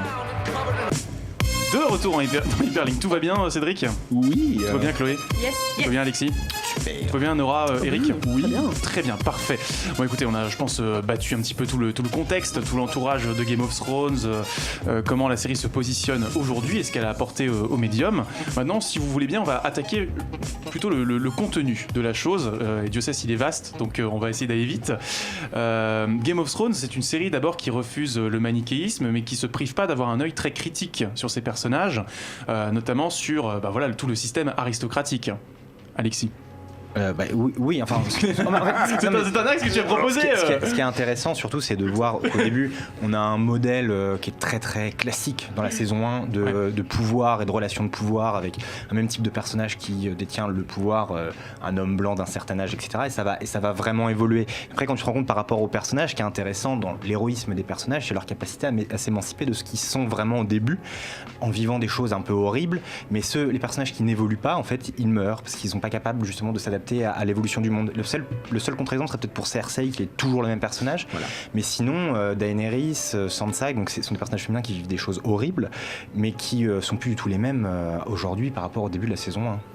Mais oui, Cédric. Non, il a parlé de Cersei. Effectivement, c'est un très bon contre-exemple à ce qu'il dit, parce que Cersei n'évolue pas, parce que Cersei est déjà au top. En fait, Cersei évolue sans bouger, c'est-à-dire que Cersei c'est la force tranquille, quoi. Enfin, si on peut dire comme ça. Pas très tranquille. La cruauté tranquille. Non, quand je dis force tranquille, c'est dans le sens qu'elle a pas besoin En fait, elle a besoin de s'émanciper socialement des hommes qui l'entourent, mais elle maîtrise déjà un peu le game dès le début. Elle est déjà avec son verre de vin dans la saison 1. Enfin, tu pourrais très bien, si tu devais faire un dessin de chaque saison, c'est le truc qui change, c'est qu'elle s'est coupé les cheveux dans une saison. Et j'exagère les traits. Ce que je veux dire, c'est que par rapport à d'autres personnages comme Tyrion ou même Jaime, ses deux frères, surtout ils ont Jaime. vécu beaucoup plus de choses, qui les a beaucoup plus marqués et changés tous les deux, que elle qui a vécu des choses plus, on va dire, intérieures, émotionnelles, qui se ressentent pas forcément à l'écran du coup. Elle doit quand même gérer les dettes de la maison quand même.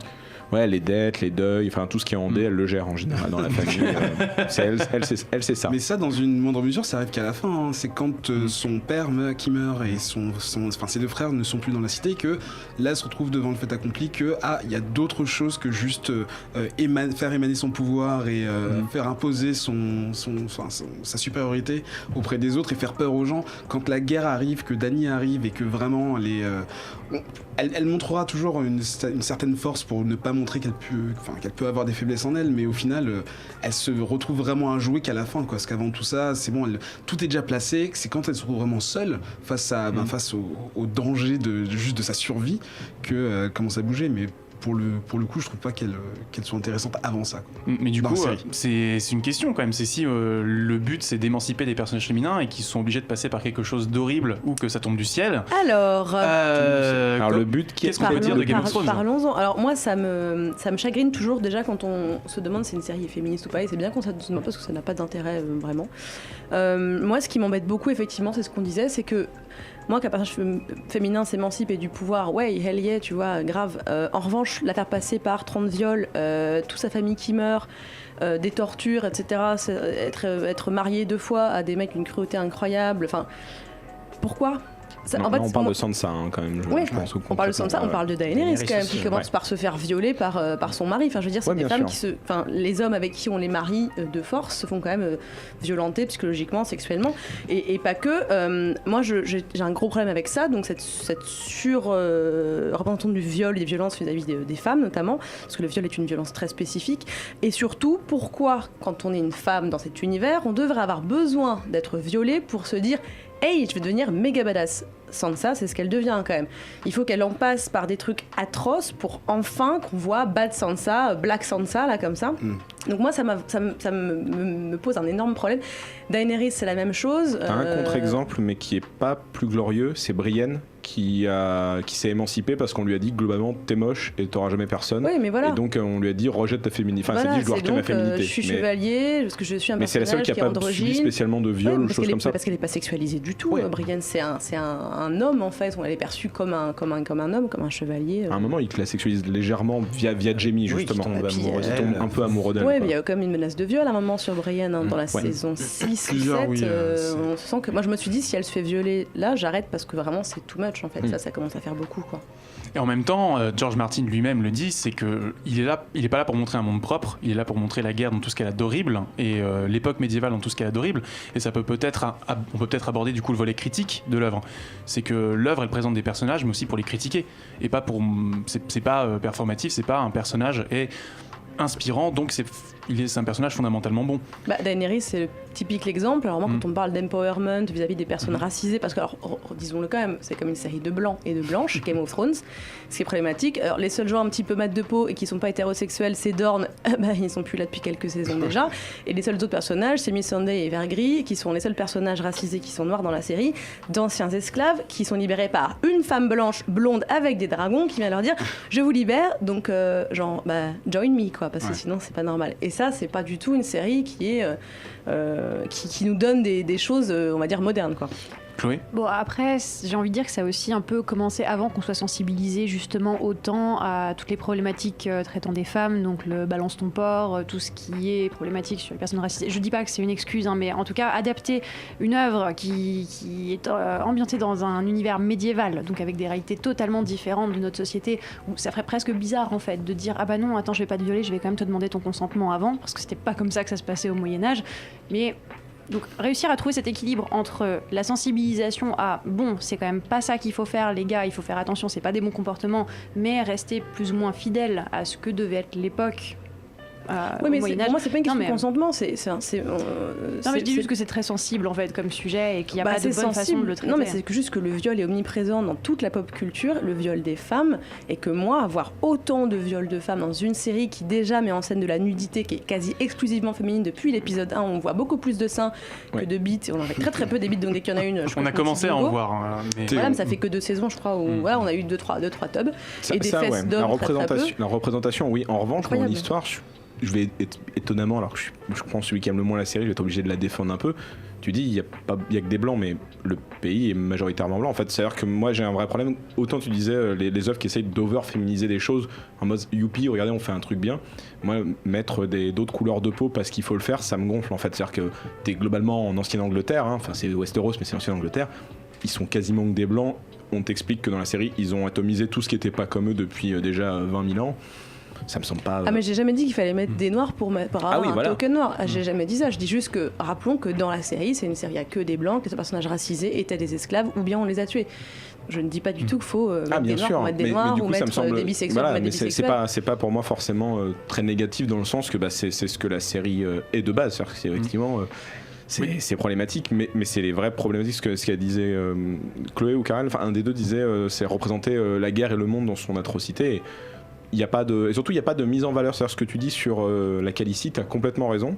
Mais le truc positif, c'est qu'elle n'est pas montrée spécialement héroïque. C'est-à-dire que ceux qui défendent ce personnage, je le comprends pas trop parce que c'est quand même, elle devient Queen of Beach, dans le sens je vais tous vous dominer, je vais tous vous mettre comme tu dis, les esclaves, elle les a libérés pour en faire ses soldats de sa garde pour sa mission. Enfin, ils étaient pas forcément bien là-bas, mais ils n'avaient pas besoin d'aller se peler le cul à Westeros pour aller chasser des gens qui connaissent pas, d'un pays qui connaissent pas. Ils le disent à un moment en plus, je crois. Il y a des personnages qui en parlent de ça, que c'est pas leur guerre, quoi. Ils ont pas à apprendre ça. Je veux juste finir sur un truc sur la réalité de la guerre et tout. On rappelle qu'on est dans un monde fictif de fantasy, donc on fait ce qu'on veut. Donc on peut très bien se dire que dans ces régions-là, il y a autant de noir que de blanc. En fait, c'est ça que je veux dire, c'est qu'on est quand même pas dans un récit biographique, historique, avéré, authentique et exact. Donc en fait, on aurait pu tout à fait avoir des personnages arabes, enfin en tout cas qui ont une couleur de peau qui est pas blanche. On en a à Dorne, pourquoi il n'y en a pas eu plus que ça? C'est ce que je te disais, c'est qu'ils l'ont expliqué dans la série comme dans le livre, qu'il y a eu une hégémonie culturelle et qu'en gros ils ont squeezé des tonnes de culture en fait. Eric, tu voulais ajouter quelque chose? C'était par rapport à la guerre point suivant. Depuis le début, on sait que George Martin est anti-guerre, il doit être à gauche de la gauche. Il aime pas du tout ce genre de choses, et que ce roman-là, c'est clairement, beaucoup de gens le savent, c'est vraiment quelque chose pour montrer à quel point la guerre, ce n'est pas quelque chose qui amène à des fins, qu'il n'y a aucune bonne raison de la faire, qu'il n'y a aucune, qu'elle soit mythique, mystique ou politique ou familiale, qu'il n'y a aucune vraie raison de tuer d'autres personnes juste pour ça. On a dans la saison 2 ou 3, je crois, une scène entre Robb et Tulissa, j'ai oublié son vrai nom, avec qui il va se marier et ce qui va lui coûter sa mort, qui lui dit au moment où il essaie de sauver un soldat Lannister qui a juste la jambe cassée, quelque chose, mais qui est encore en vie, Robb lui demande mais pourquoi est-ce que tu le sauves? Il dit mais en fait c'est ton père et le père de machin qui s'aiment pas parce qu'il s'est passé bidule et machin, mais lui il a rien demandé et tes soldats non plus ils ont rien demandé, et regarde tous les morts qu'on a. Et on a aussi une citation de je sais plus qui, de Littlefinger à Sansa qui dit regarde le nombre de milliers de personnes qui sont mortes juste parce que le roi aimait ta tante, quand il parle à Sansa. Et c'est ça en fait, c'est quand on regarde toute la description des guerres, celle de la Nera avec le Wildfire, le feu grégeois, tout ça, pour nous c'est des moments exceptionnels parce qu'on se dit ce sont deux armées qu'on soutient oui ou non, mais en tout cas ils se clashent. Puis pareil quand Robb descend dans le sud, toutes ces scènes mythiques où il y a de l'ambition, il y a de la vengeance, il y a de la justice, il y a tout ça. Au final, on reste avec un pays où tout le monde est... même les personnes qui ne se sont pas battues sont des victimes de la guerre, même si elles n'ont pas forcément perdu les hommes de leur famille. Vous avez des vagabonds qui vont pourrir les plantations, vous avez des gens qui, encore une fois, vont violer des femmes, tuer des enfants, les embrigader, enfin bref, il y a tout un monde parallèle qui se passe en même temps que nos héros sont en train de se battre pour des bonnes causes et de la justice que vous voulez.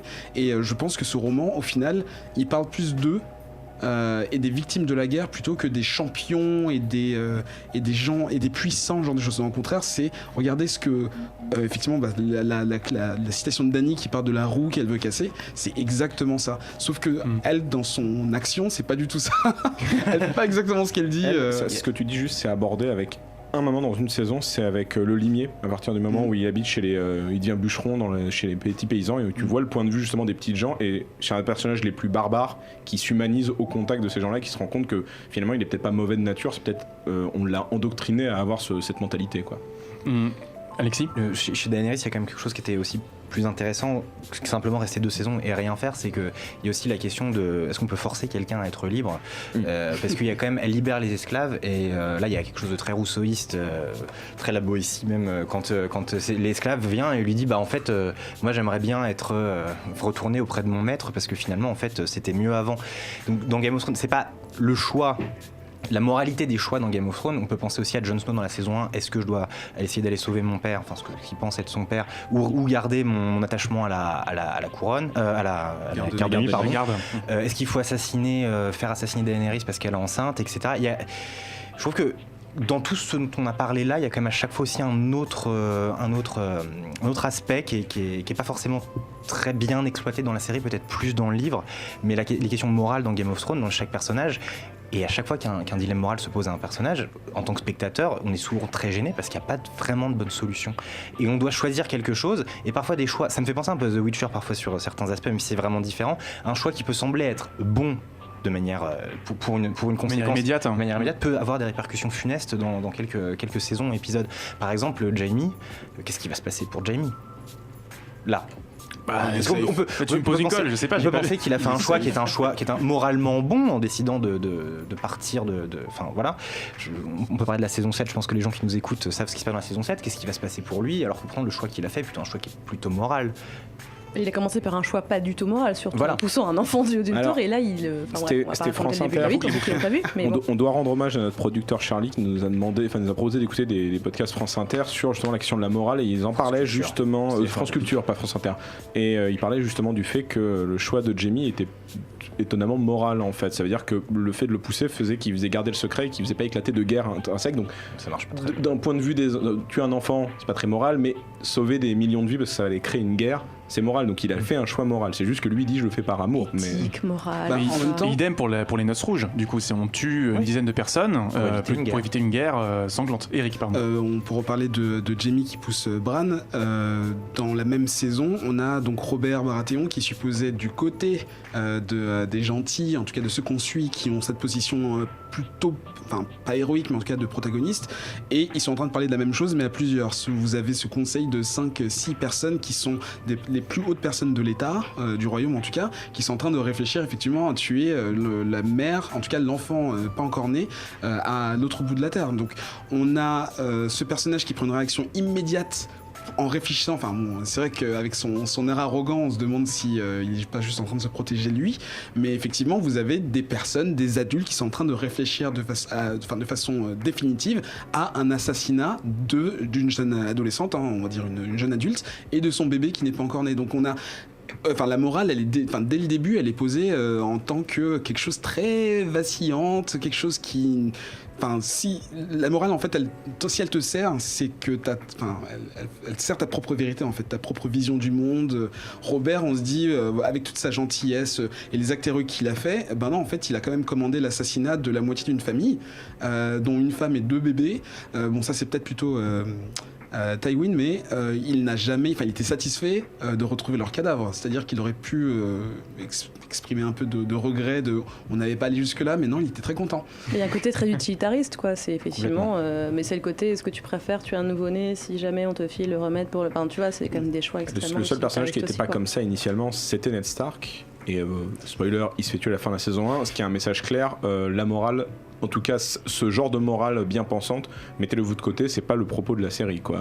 En tout cas, disons que le propos de la série, c'est plutôt que c'est un monde qui meurt et le système qu'il régit avec. Le vrai truc, c'est que Ned Stark, les Stark en fait, initialement, en tout cas tous les Stark initialement, comme ils sont tous été élevés par leur père et leur mère et qu'ils ont un code de conduite très quand même bien pensant, c'est problématique qu'ils se fassent tuer, et ça fait que tous les Stark qui ont survécu jusque-là, à part Jon Snow, parce que c'est un peu différent, mais tous les autres Stark, ils ont dû faire des choix qui les ont fait partir de ce que leur père leur avait impliqué. En fait, si tu suis Arya, moi Arya c'est un personnage que je déteste absolument, parce qu'au demeurant que c'est une gentille petite fille, machin, elle a décidé de dire fuck à tout ce que son père lui enseignait sur le concept de bien, de mal. Alors, ok, elle a survécu, mais elle a décidé de faire des choix pour sa propre pomme, et alors que Jon Snow se pose toujours des questions, c'est un mec qui est torturé, je suis pas non plus spécialement fan de lui tout le temps, mais il est torturé de devoir des fois tuer une personne pour en sauver 1000, et c'est les choix que se posait Ned Stark en fait, initialement. Les autres personnages ont complètement abandonné ça, Jon c'est le seul qui est encore un peu moral dans ce point de vue-là. On peut tuer une fois 1000 personnes. Non. Voilà. C'est bien, c'est que c'est ton running gag. Un petit point quand même avant de passer à la question finale du débat, c'est quand même la relecture écologique du zombie dans Game of Thrones, qui est quand même assez audacieuse.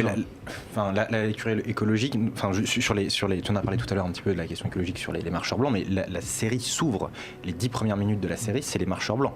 Et personne ne les croit, effectivement. Cersei, elle a besoin de voir le cadavre, même en voyant le cadavre, elle n'y croit pas. Ça a comme ça a une résonance dans l'actualité qui est incroyable, je trouve. Et finalement, on entend parler un petit peu dans la saison 1, puis plus trop, puis tout d'un coup, maintenant, on se rend compte que c'est la principale menace, et même Daenerys qui perd son dragon, et le mur qui s'effondre à la fin de la saison 7, je veux dire, il y a quand même quelque chose d'une arrogance qui est chez elle et qui crée un désastre écologique. Je le lis comme ça, je trouve que ce point de vue-là, c'est très très bien écrit. Très très grosse Moi, ironie dramatique. j'ai pensé à Thanos. Avec le côté, un choix, on en parlait, un choix moral, un choix éthique, le choix très radical qui est il faut buter plein de gens parce que là on peut plus, en fait c'est plus possible. Et en fait j'ai repensé à ça pour l'émission, je me suis dit mais en fait il y a un côté très justement dilemme moral éthique, est-ce qu'il vaut mieux tuer 10 000 personnes sur une planète et machin pour sauver le reste de la galaxie. Et là avec les marcheurs blancs c'est ça, en fait il y a un moment où limite on est pour les marcheurs blancs. Enfin moi il y a un moment je me suis dit mais en fait, c'est pas de leur faute, quoi. Faut appuyer sur reset, voilà. On reboot, c'est ça. Il faut mieux rebooter le. Et c'est ça en fait. Il y a le côté, mais en fait, on vous prévient dès le début, on vous a prévenu. Et là, vous vous réveillez un petit peu, il est tard. Et est-ce que c'est pas eux qui ont raison? Est-ce que c'est pas eux qui mériteraient de gagner au final, puisqu'ils ont subi des choses comme les enfants de la forêt, quoi. Ouais. Chloé? Oui, en plus de la portée écologique, il y a aussi tout un côté, c'est un peu la conscience humaine en fait qui revient. Ce côté, vous passez votre temps à vous battre au final juste pour le pouvoir et pour savoir qui est-ce qui va s'asseoir sur un trône qui est fait d'épée. Mais en soi, disons que notre passé nous revient dans la figure et c'est assez bien représenté par le fait que ce sont des morts. Donc c'est typiquement notre passé qui arrive et qui nous marche dessus. C'est toutes les conséquences de tous les choix qu'on a pu faire qui arrivent et qui vont nous écrabouiller. Ouais, voilà, qui toquent à la porte et qui attendent de dire là il va se passer quelque chose maintenant et c'est parce que vous l'avez bien cherché. À moins que vous ayez un petit mot à ajouter, on va peut-être poser la question pour finir ce débat. Qu'est-ce qu'on va regarder après Game of Thrones? Les spin-offs. Les spin-offs? Ah oui, Il y a des films aussi. Il y a deux films qui sont prévus en plus d'une. Il y a des OAV, il y a des figurines. Non, mais il y a 5 projets. Donc il y a le fameux The Long Night qui est chapeauté par Martin lui-même et la scénariste de Kick-Ass. Et l'autre c'est Empire of Ash qui est sur le passé des Valériens. On n'en sait pas trop plus. 3 autres projets de spin-off dont on ne sait rien. Et les 2 producteurs vont aller faire une saga, enfin une trilogie Star Wars. Et comme Kathleen Kennedy a dit qu'elle aimerait bien que The Old Republic devienne canon, en tout cas de manière cinématographique ou en série, je les vois bien adapter ça, je pense que ça s'y prête plutôt Je pense bien. qu'on va manger du Game of Thrones pendant 15 ans. Oh oui. Et ils vont, comme on dit, traire la vache jusqu'à ce que la vache en ait marre. Et qu'on soit un petit peu nous aussi, la vache. Oui. Et non, pour moi, le prochain Game of Thrones, il n'existe pas encore. Tout simplement, je vois pas trop ce qu'il a pourrait remplacer ou qui pourrait succéder. Ils ont essayé avec Westworld, ça marche pas très bien. Mais est-ce qu'on ne disait pas déjà ça fin 2009 quand on se disait mais c'est quoi le futur de la télé? Oui. Et puis le truc arrivait un peu. Oui, pour moi, ça se s'il trouve, n'existe pas encore, on sait pas. Westworld, il Faut faut attendre. peut-être. Moi, je regarde pas du tout, mais peut-être faut attendre que Game of Thrones finisse pour que les gens migrent vers Westworld. Je sais pas. Ouais, hein, moi, je regarde Westworld et franchement, je suis pas certaine, quoi. C'est pas aussi grand public, je pense. Non. C'est pas aussi accessible. Bizarrement, en fait, il y a plein de gens qui donnent comme excuse de ne pas commencer Game of Thrones que c'est trop fantastique, trop de gens. Enfin, c'est souvent un truc qui revient, c'est trop de long. personnages. Mais en réalité, Westworld, il y a, je pense, peut-être moins de personnages. Les intrigues sont dans 5 endroits, c'est toujours les mêmes. Mais c'est vrai que c'est bien plus complexe à suivre en termes de. Déjà, voilà, vous avez deux lignes temporelles, au moins 2 lignes Il y en a plus à dans la suivre. saison 2, ouais. Que Game of Thrones, c'est relativement linéaire. Les personnages, même s'ils peuvent se déplacer très Il y a- rapidement, on a quand même un suivi. Il y a un projet peut-être à attendre, pour l'instant on n'a aucune info, c'est le projet de reboot du Seigneur des Anneaux en série télé par Amazon. Mais Ok. écoutez, oui, on sait pas, oui. mais mine de rien, enfin les mecs qui voient Game of Thrones, ils se disent tiens, on reboot, ça pourrait très bien cartonner. Moi, je vais pas jeter la pierre, j'adore les films, mais why not? C'est vrai que si tu essayes d'adapter plus fidèlement les livres, d'amener plus de personnages. Surtout que Jeff Bezos disait il me faut mon Game of Thrones pour Ouais. Amazon, c'était l'élément de langage. Ce que tout le monde veut faire. En fait, Game of Thrones, c'est arrivé à un moment où il n'y avait pas encore Amazon, Hulu, Netflix en France n'existait pas. Donc, c'est arrivé, c'est la télé à papa, en fait, et HBO encore. Ils sont arrivés avant, ils n'avaient pas de concurrence comme il y en a aujourd'hui. Donc, ils ont pu continuer à faire un truc de niche. Là, aujourd'hui, le rachat par AT&T de Time Warner, donc HBO étant dans le giron Time Warner, là, il y a le nouveau boss qui a dit il faut faire du chiffre en termes d'heures. Et là, ils se sont dit, pardon, est-ce que je n'ai pas compris? Bah oui, il faut toucher plein de gens. Donc en fait, on va faire du volume pour attraper Netflix. Donc je pense que peut-être que ce sera Netflix ou Amazon qui auront le prochain Game of Thrones. En tout cas, moi, ce que je trouve génial, c'est qu'on voit aujourd'hui qu'il y a de plus en plus de séries de SF, et moi j'adore la SF, et donc je suis très contente de voir de plus en plus de séries de SF arriver. Et je pense que c'est grâce, entre autres, à des séries de genre comme Game of Thrones ou comme Walking Dead qui ont pavé en fait ce chemin, et de montrer qu'il y a des gens qui sont là pour regarder ça et qu'il y a des gens qui sont là pour s'abonner à ça. Et Netflix, Amazon et Hulu ailleurs en tout cas ont beaucoup d'abonnés, font du volume, ont les moyens d'annuler des séries qui marchent pas trop bien, donc ont les moyens d'essayer de faire des choses avec des budgets énormes comme ça peut-être. Et c'est trop peut-être. Game of Thrones a quelque chose de très rafraîchissant dans le sens où ils peuvent se permettre de faire une pause d'1 an, ils peuvent se permettre de faire 6 épisodes sur une saison, ils peuvent se permettre de faire des épisodes qui n'ont pas la même durée, là où Netflix c'est Très 13 formaté. épisodes Mécanique. et c'est pénible. On verra avec The Witcher. Hein. On verra avec The Witcher. Chloé? Mais tu vois, autant Le Seigneur des Anneaux, on en rigole, mais une œuvre qui mériterait d'être adaptée en série, pour moi, c'est Narnia, parce que mine de rien, bien, les œuvres de Lewis, elles sont très très poussées. C'est pas des œuvres pour enfants, contrairement à ce que les films ont pu nous renvoyer, parce que les films sont très très enfantins. Le premier tome n'a pas été traité, le troisième tome non plus, et le septième non plus.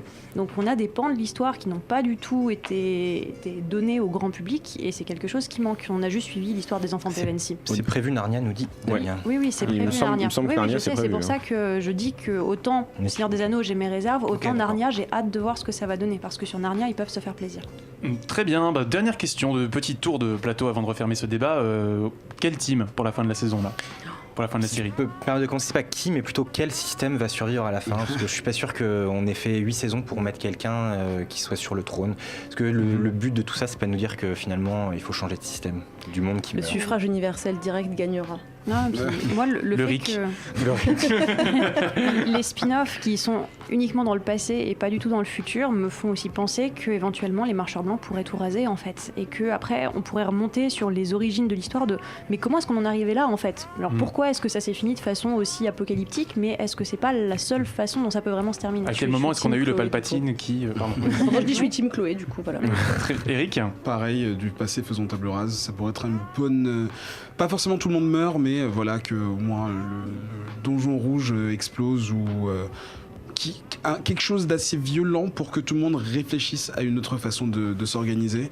Et voilà, enfin, il n'y a rien de tel que la mort de tous les dirigeants ou de héros, genre de choses pour faire avancer la nouvelle société ou les nouvelles sociétés si on reste en région vers quelque chose de plus stable et moins guerrier. Moi, je vais être quand même plus concret que vous. Je pense que ça va être les Stark qui vont gagner pour une raison, je pense. C'est que, en fait, c'est résumé assez bien au tout début de la série. Quand Ned, en fait, fait décapiter quelqu'un devant son fils, il y prend pas de plaisir. Il lui explique que c'est son devoir de seigneur. Mais on comprend que Ned, ça lui pèse, en fait, d'être comme ça. Il aimerait avoir une autre vie.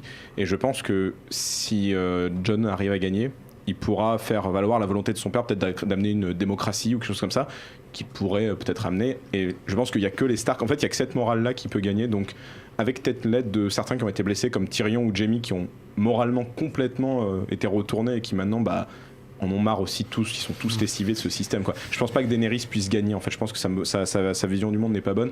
Moi, je suis plus un Bran, Tyrion et Jon ensemble, quoi. Et toi, Karel ? Alors moi, du coup, le titre, c'est quand même une chanson de la glace et du feu. Oui. Donc Jon et Daenerys se fricotent, on va dire, hein, très clairement.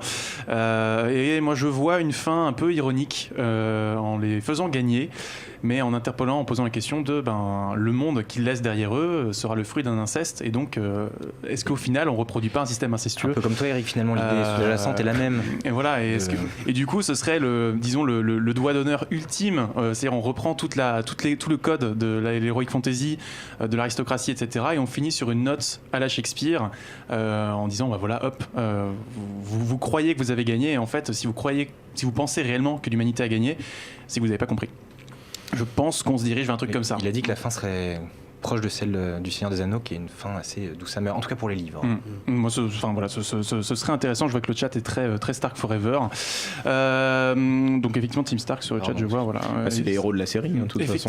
C'est quand même eux qu'on prend plaisir à suivre. Mais t'as ton petit fan club sur le chat, Cédric. C'est vrai. Comme d'habitude, grandissez mon armée. Nora, Eric, merci beaucoup d'avoir été présent pour ce débat. L'émission n'est pas terminée. On a le quiz musical. Les amis, je propose qu'on y aille tout de suite. Alors le quiz musical cette semaine qui s'appelle, j'avais noté sur le conducteur La Foire du Trône, mais tu m'as suggéré un truc bien meilleur hors antenne, donc je vais te laisser le dire, Cédric. Ouais, je t'ai proposé de mettre Trône et Chardenne. Trône et Chardenne, et je pense que ce sera ça sur le replay. Quel habillage. Donc, et avec un habillage extraordinaire. Aux applaudissements. On a des applaudissements effectivement depuis là. Nous on est la team Hyperlink. Voilà, donc on a deux équipes, la team Ice avec Nora et Alexis, la team Fire avec Eric, Chloé et Cédric. 5 morceaux. 3 contre 2 quoi. On peut avoir quelqu'un qui peut rejoindre le plateau, c'est possible. Charlie. Allez Charlie. Charlie. Voilà, hop. Allez les enfants, appelez-le. Bonjour. Guy. Salut Charlie. Bonjour tout le monde. Bon, tu connais les règles, Charlie, je vais pas te les réexpliquer. 5 morceaux, 1 point par bonne réponse. Si vous avez la mauvaise réponse, la parole va à l'équipe d'en face. On met les feuilles sur le chat car les gens donnent les réponses très souvent. Voilà, ils sont souvent meilleurs que nous. Donc, ce sera assez généraliste comme quiz. Ça va porter sur les intrigues de cours. On va avoir du jeu vidéo, on va avoir des séries. On va avoir de l'animation, de l'humour, de l'absurde, du premier degré, du second degré, pas mal de choses. Il s'est passé quelque chose d'absolument énorme hors champ. Voilà, donc c'est fantastique. Notre caméraman n'a plus de jambes. PJ, tu es un homme formidable. Donc c'est parti pour le premier morceau. C'est Reign of Castamere.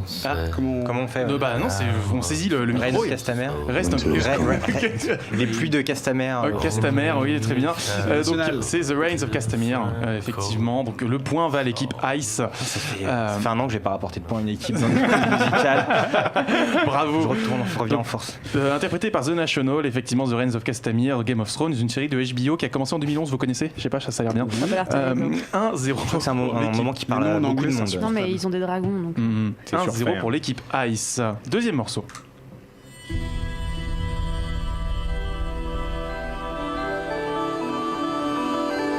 C'est une série télé. Rome. Pas Rome. Équipe Fire. Les Borgia. C'est pas les Borgia, c'est pas les Vikings non plus. Les Borgia, vous chauffez, effectivement. Donc, la main est chez nous. La main est chez nous. La main est chez vous.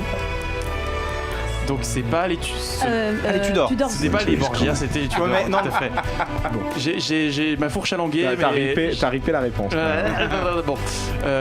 Est-ce 0,5 concédé Est-ce que vous êtes bon joueur? Allez, on donne. Ok, bon. Voilà. Non, je promets de ne pas renouveler. Donc effectivement, Trevor Morris, compositeur du générique des Tudors, série de Michael Hurst, diffusée sur Showtime, si je dis pas de bêtises, de 2007 à 2010. 2 points pour l'équipe Ice si on ne regarde pas mon carnet, Alexis. Troisième morceau. Ah, c'est Shrek. Oui, bravo. On s'écoute en entier. Bah oui. Ne marche pas en zigzag, Duloc est un monde parfait. Lave tes pieds, lave ton nez. Duloc est un monde parfait. Encore Shrek, vas-y. Ah, il a pas laissé jusqu'au bout. Oh là là, Léo. Je la veux encore. Non. Voilà. Medondo forever. 2-1, ah bah Medondo, on l'adore. 2-1 pour l'équipe Ice. Rien n'est joué, 4e morceau.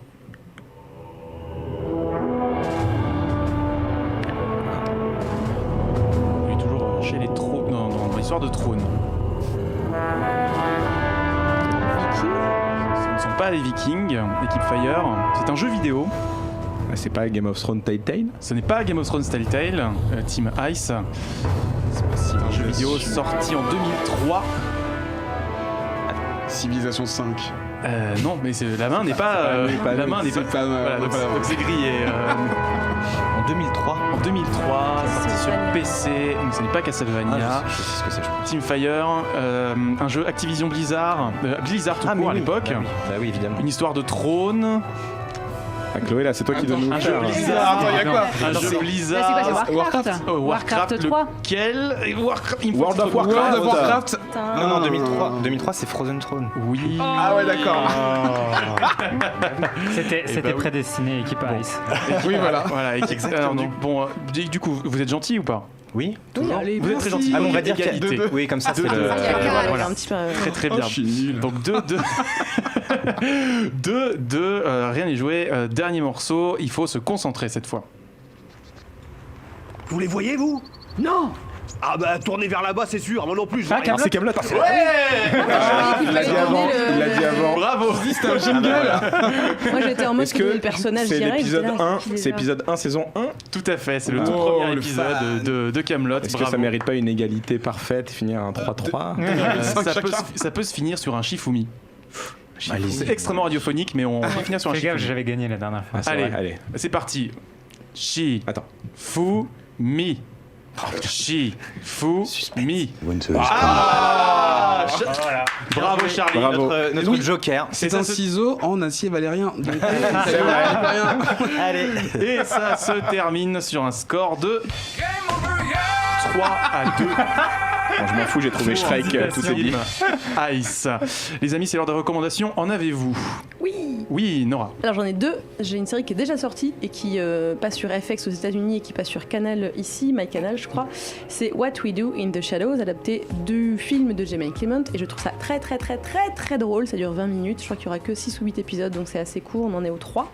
Et la deuxième, elle n'est pas encore sortie, mais j'ai pu voir les 3 premiers épisodes sur 5. C'est Tchernobyl, la série de HBO qui sort en mai, qui sera dispo sur OCS, j'imagine, et qui est. Alors faut pas la regarder si on est déprimé. Faut pas la regarder si on a une âme un peu sensible et qu'on n'aime pas les trucs un peu crado, parce qu'évidemment corps irradié égale pas corps très joli à regarder, et donc c'est bien cracra, mais c'est hyper bien fait, le casting est assez fou et l'histoire est complètement glaçante, on le sait bien, mais là on va vraiment la série commence à l'accident en fait, donc il n'y a pas de 2 jours avant, 1 an avant, machin, on arrive vraiment dans le dur, on est là-dessus et on voit un peu tout ce qui s'est passé de l'intérieur avec les autorités russes ukrainiennes qui ont essayé de masquer, de l'URSS, qui ont essayé de masquer un petit peu ce qui s'est passé. C'est vraiment, vraiment excellent. Donc c'est une mini-série, une saison, 5 épisodes, donc bientôt sur HBO. Très bien. Eric? Moi, c'est une chaîne YouTube, pour rester dans Game of Thrones, qui s'appelle Civilization X, qui est une chaîne assez particulière où vous avez un bonhomme, bon c'est en anglais par contre, qui vous fait des animations extrêmement simples des personnages et des lieux de la série, mais c'est du WordAss, enfin du clipart en fait. T'as l'impression que c'est quelqu'un qui a pris ça avec sa souris, qui a fait ça mais vraiment à l'arrache, des couleurs simplifiées, mais par contre les résumés qu'il vous fait sur tout ce qui est folklore de la série, histoire, des choses qui ne sont pas déliées dans les épisodes, en fait il vous fait des petits résumés de 5-10 minutes sur des points très spécifiques de l'histoire et qui ont un petit effet, des répercussions dans l'histoire de la série, et c'est assez c'est con de simplicité, mais c'est vraiment génial, donc à picorer comme ça à l'ancienne. Et autre recommandation, c'est un podcast, mais c'est pas le mien, qui s'appelle The Chip. C'est un podcast pour tous ce qu'on appelle les afrodescendants, en fait c'est tout ce qui est pop culture autour des personnes afrodescendantes du monde entier, et c'est une discussion autour de tout ce qui est pop culture et également société, et c'est très sympa, c'est fait par des potes que j'aime beaucoup, je crois que tu connais aussi certaines personnes dedans, Mélanie Vanga, que j'aime beaucoup, donc voilà, écoutez-les. Ça s'appelle comment, tu disais? Le chip. Le chip. Comme le petit bruit que je n'essaierai pas de faire. Certaines personnes y arrivent, c'est très très très dur. Chloé? Je pense. J'ai une non-recommandation, le tout. Oui, non, mais. Parce que recommandation, j'y pense depuis tout à l'heure. Le Two Girls One Cup au Player One, c'est pas ouf. C'est génial. Top, très bien. C'est ce que j'ai loupé l'autre soir. Moi, je ne sais pas ce qui se passe là. Oui, le Player One c'est un bar et le Two Girls One Cup c'est un de leurs cocktails. Et il n'est pas très bon. Voilà, ils te le servent dans comme un la vidéo mug d'origine, toilette. Ils te mettent, c'est quoi, c'est de la tequila, du curaçao pour faire produit à chiottes, et puis ils te mettent un bounty et et je sais plus quoi dedans pour faire le petit caca. Voilà. Bon appétit, ils ont des bons cocktails à côté quand même. Mais du coup prends pas celui-là si tu veux. Je note pour ne pas le prendre. Donc je regrette encore plus de ne pas avoir été là jeudi soir, mais Cédric. Alors, malheureusement pour moi, je ne peux pas recommander Monsieur Bobine parce qu'il n'a pas sorti de nouvelles vidéos. Alors, je recommande quand même l'intégralité de la chaîne de Monsieur Bobine parce que c'est le meilleure chaîne cinéma du YouTube français, rien que ça. Est-ce qu'ils ont fait une vidéo sur Anaconda du coup? Non, pas encore, parce que Mosakis n'est pas passé les voir, mais bientôt. Running gag dans ton running gag. Non, je vais recommander un truc que j'ai chroniqué dans MangaCast. Pourquoi pas parce que ça mérite vraiment la pub. C'est un manga qui s'appelle Shine, qui est sorti sur une collection shoujo, donc manga pour filles, mais initialement, en fait, c'est un problème, en français, il sait pas comment le vendre, donc ils l'ont mis chez les filles, mais c'est un manga pour garçons initialement, et c'est un shonen sur le monde de la haute couture, où on suit en fait 2 personnages, 2 lycéens, une jeune fille qui voudrait être top modèle depuis qu'elle est toute petite, seulement elle a arrêté de grandir, elle fait 1m56, ce qui est pas très bon quand tu veux être dans le top modèle, et elle rencontre un de ses camarades de classe qui en fait adore la couture, et qui est autodidacte dans la couture, et ils vont s'entraider tous les deux pour arriver à obtenir leur rêve et défiler à la Fashion Week de Paris un jour peut-être.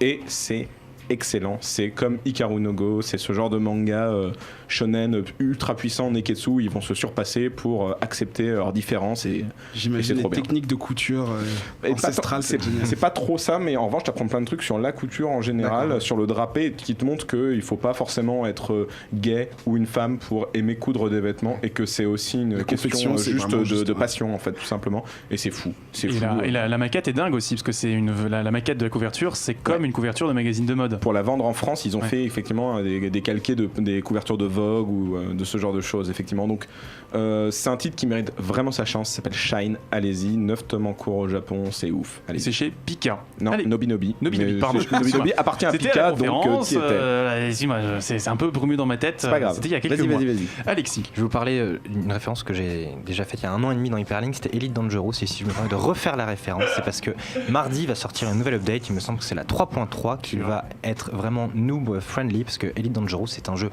d'exploration, enfin de ce que vous voulez, spatial. En fait j'y ai rejoué à cause du test que j'ai fait d'Outzer, ça m'a donné vraiment envie de rejouer à Elite. Et en fait le jeu est extrêmement complexe à prendre en main au début, notamment quand vous devez atterrir quelque part, c'est l'enfer, vous vous cognez partout, etc. Et ils vont faire quelque chose pour rendre le jeu beaucoup plus accessible aux débutants, et vous allez être dans des zones safe où vous allez pouvoir monter un peu tous les métiers pour voir ce que c'est. Et le jeu est vraiment génial quand vous connaissez un petit peu. Je vous conseille surtout qu'il est en promo sur Steam, donc vous avez l'intégrale avec le DLC pour 16 ou 17 euros. C'est pas très cher. Il y a tous les autres jeux de Frontier qui sont en promo sur Steam ce week-end, donc aussi Planet Coaster et puis le jeu Jurassic Park dont j'ai oublié le nom exact. Et Frontier fait des très bons jeux, donc si vous voulez pas Elite parce que c'est un peu trop obscur, allez prendre un Planet Coaster ou Jurassic World. Voilà. Charlie. Alors moi j'avais pas du tout prévu. T'avais pas prévu, mais si t'en as pas, je peux passer directement à la mienne. Bah, je vais rebondir sur sur ta petite référence de tout à l'heure. Du coup, j'ai recommandé sur les chemins de la philosophie de France Culture, qui sur tous les sujets justement de pop philosophie est vraiment très pertinent. Et du coup, comme on va bientôt avoir une émission sur Alien, pour la préparer, j'ai été écouter en plus des émissions Game of Thrones, des émissions consacrées à Alien, et il faut dire que c'est hyper intéressant parce qu'à chaque fois, ça permet d'avoir une porte d'entrée sur les interrogations philosophiques avec notamment des invités qui viennent et qui ont écrit des ouvrages sur la question, donc ça permet de rentrer dans tout ça assez facilement, et donc voilà, ça sera ma reco. La méthode scientifique aussi. Oui, ils font des très bonnes émissions. Qui aussi parlent beaucoup de pop culture avec des sujets comme ça. Merci à toutes et à tous pour vos recommandations. Les miennes, je vais aller très très vite. Si vous aimez les histoires familiales avec des loups et qui se terminent bien, je vous recommande Les Enfants Loups de Mamoru Hosoda. Voilà, très grand film d'animation dont on a parlé dans les grandes longueurs avec Benjamin justement dans le numéro consacré, donc je vous y renvoie. Lise et l'Oiseau Bleu, je l'ai recommandé la semaine dernière, mais je le recommande cette semaine parce que c'est extraordinaire. Et il y a une actualité dont on n'a pas trop parlé cette semaine, mais il y a un personnage qui est arrivé dans Smash Bros. Je sais pas si vous connaissez du tout. Vu que voilà, c'est l'émission des revenants. Il y a un petit jeu, je sais pas si vous connaissez sur PS4, c'est un petit jeu. C'est un RPG assez incroyable où tu joues des lycéens qui combattent des démons. Ça s'appelle Persona. Là, c'est le 5e, je crois. C'est vachement bien. C'est vraiment super. Ça faisait combien de temps qu'on n'avait pas parlé de Persona 5? Trop longtemps déjà. Ce matin. Voilà. Persona 5, le jeu de l'amour, évidemment, comme d'habitude. Merci tout le monde, merci à toutes et à tous qui étaient passés sur le chat, vous avez été très nombreux aujourd'hui. Link Belmondo, j'espère une revanche du procès dans le podcast Whispero, je m'en suis toujours pas remis. Non, je veux plus jamais refaire ça de ma vie. Voilà, on a la débauche qui fait son shameless plug parce que LOL Japon sera en direct tout à l'heure. Bisous Radio Kawa. Gros bisous Benjamin. Et puis on vous rappelle aussi que si vous voulez faire la soirée intégrale, à minuit, Kevin Elarbi recevra ses invités en direct pour faire le grand before de l'épisode de Game of Thrones entre minuit et 2h du matin. Voilà, donc ça c'est si vous êtes motivé pour ensuite suivre les épisodes en direct au moment de leur diffusion. Les amis, comme le veut la phrase consacrée, c'est la fin des choux. Et c'est la fin de ce numéro 92 d'Hyperlink. On espère que ça vous a plu. Nora, Eric, où est-ce qu'on peut vous retrouver? Dans le 11e arrondissement à Paris. Je fais mes courses là-bas. Non, moi là on diffuse le prochain épisode de Plan Culinaire le premier vendredi du mois de mai qui portera sur la cuisine, qui s'appellera attention, pourquoi faudrait-il aimer cuisiner, où on parle des gens qui cuisinent, ceux qui n'aiment pas, ceux qui ne savent pas. Et puis sinon sur la chaîne Les Fanatiques sur YouTube où je parle de séries et de cinéma, entre autres. Voilà. Très bien. Eric? Moi sur Twitter, @EKDESUNE, Ekadesune. Et dans Whisperos, donc l'épisode qui vient d'être diffusé ce matin et tous les dimanches pendant 5 semaines à partir de maintenant. Et aussi Comics Outcast, toutes les 2 semaines, c'est les lundis, où on parle de comics accessibles pour les débutants. On parle aussi des films qui vont sortir, donc dans 2 semaines, on va certainement parler de Endgame, mais aussi d'indépendants chez Image, de choses un peu spéciales chez DC et Marvel et compagnie. Donc voilà tous les podcasts auxquels je participe pour l'instant. C'est tout un programme, donc merci à toutes et à tous d'être venus en plateau cette semaine. On vous dit à la semaine prochaine. Pour Avengers. Voilà, c'est vrai, il sort, mon Dieu. Bon, pour Avengers, alors très bien, à la semaine prochaine. Salut. Ciao. À la prochaine. Salut.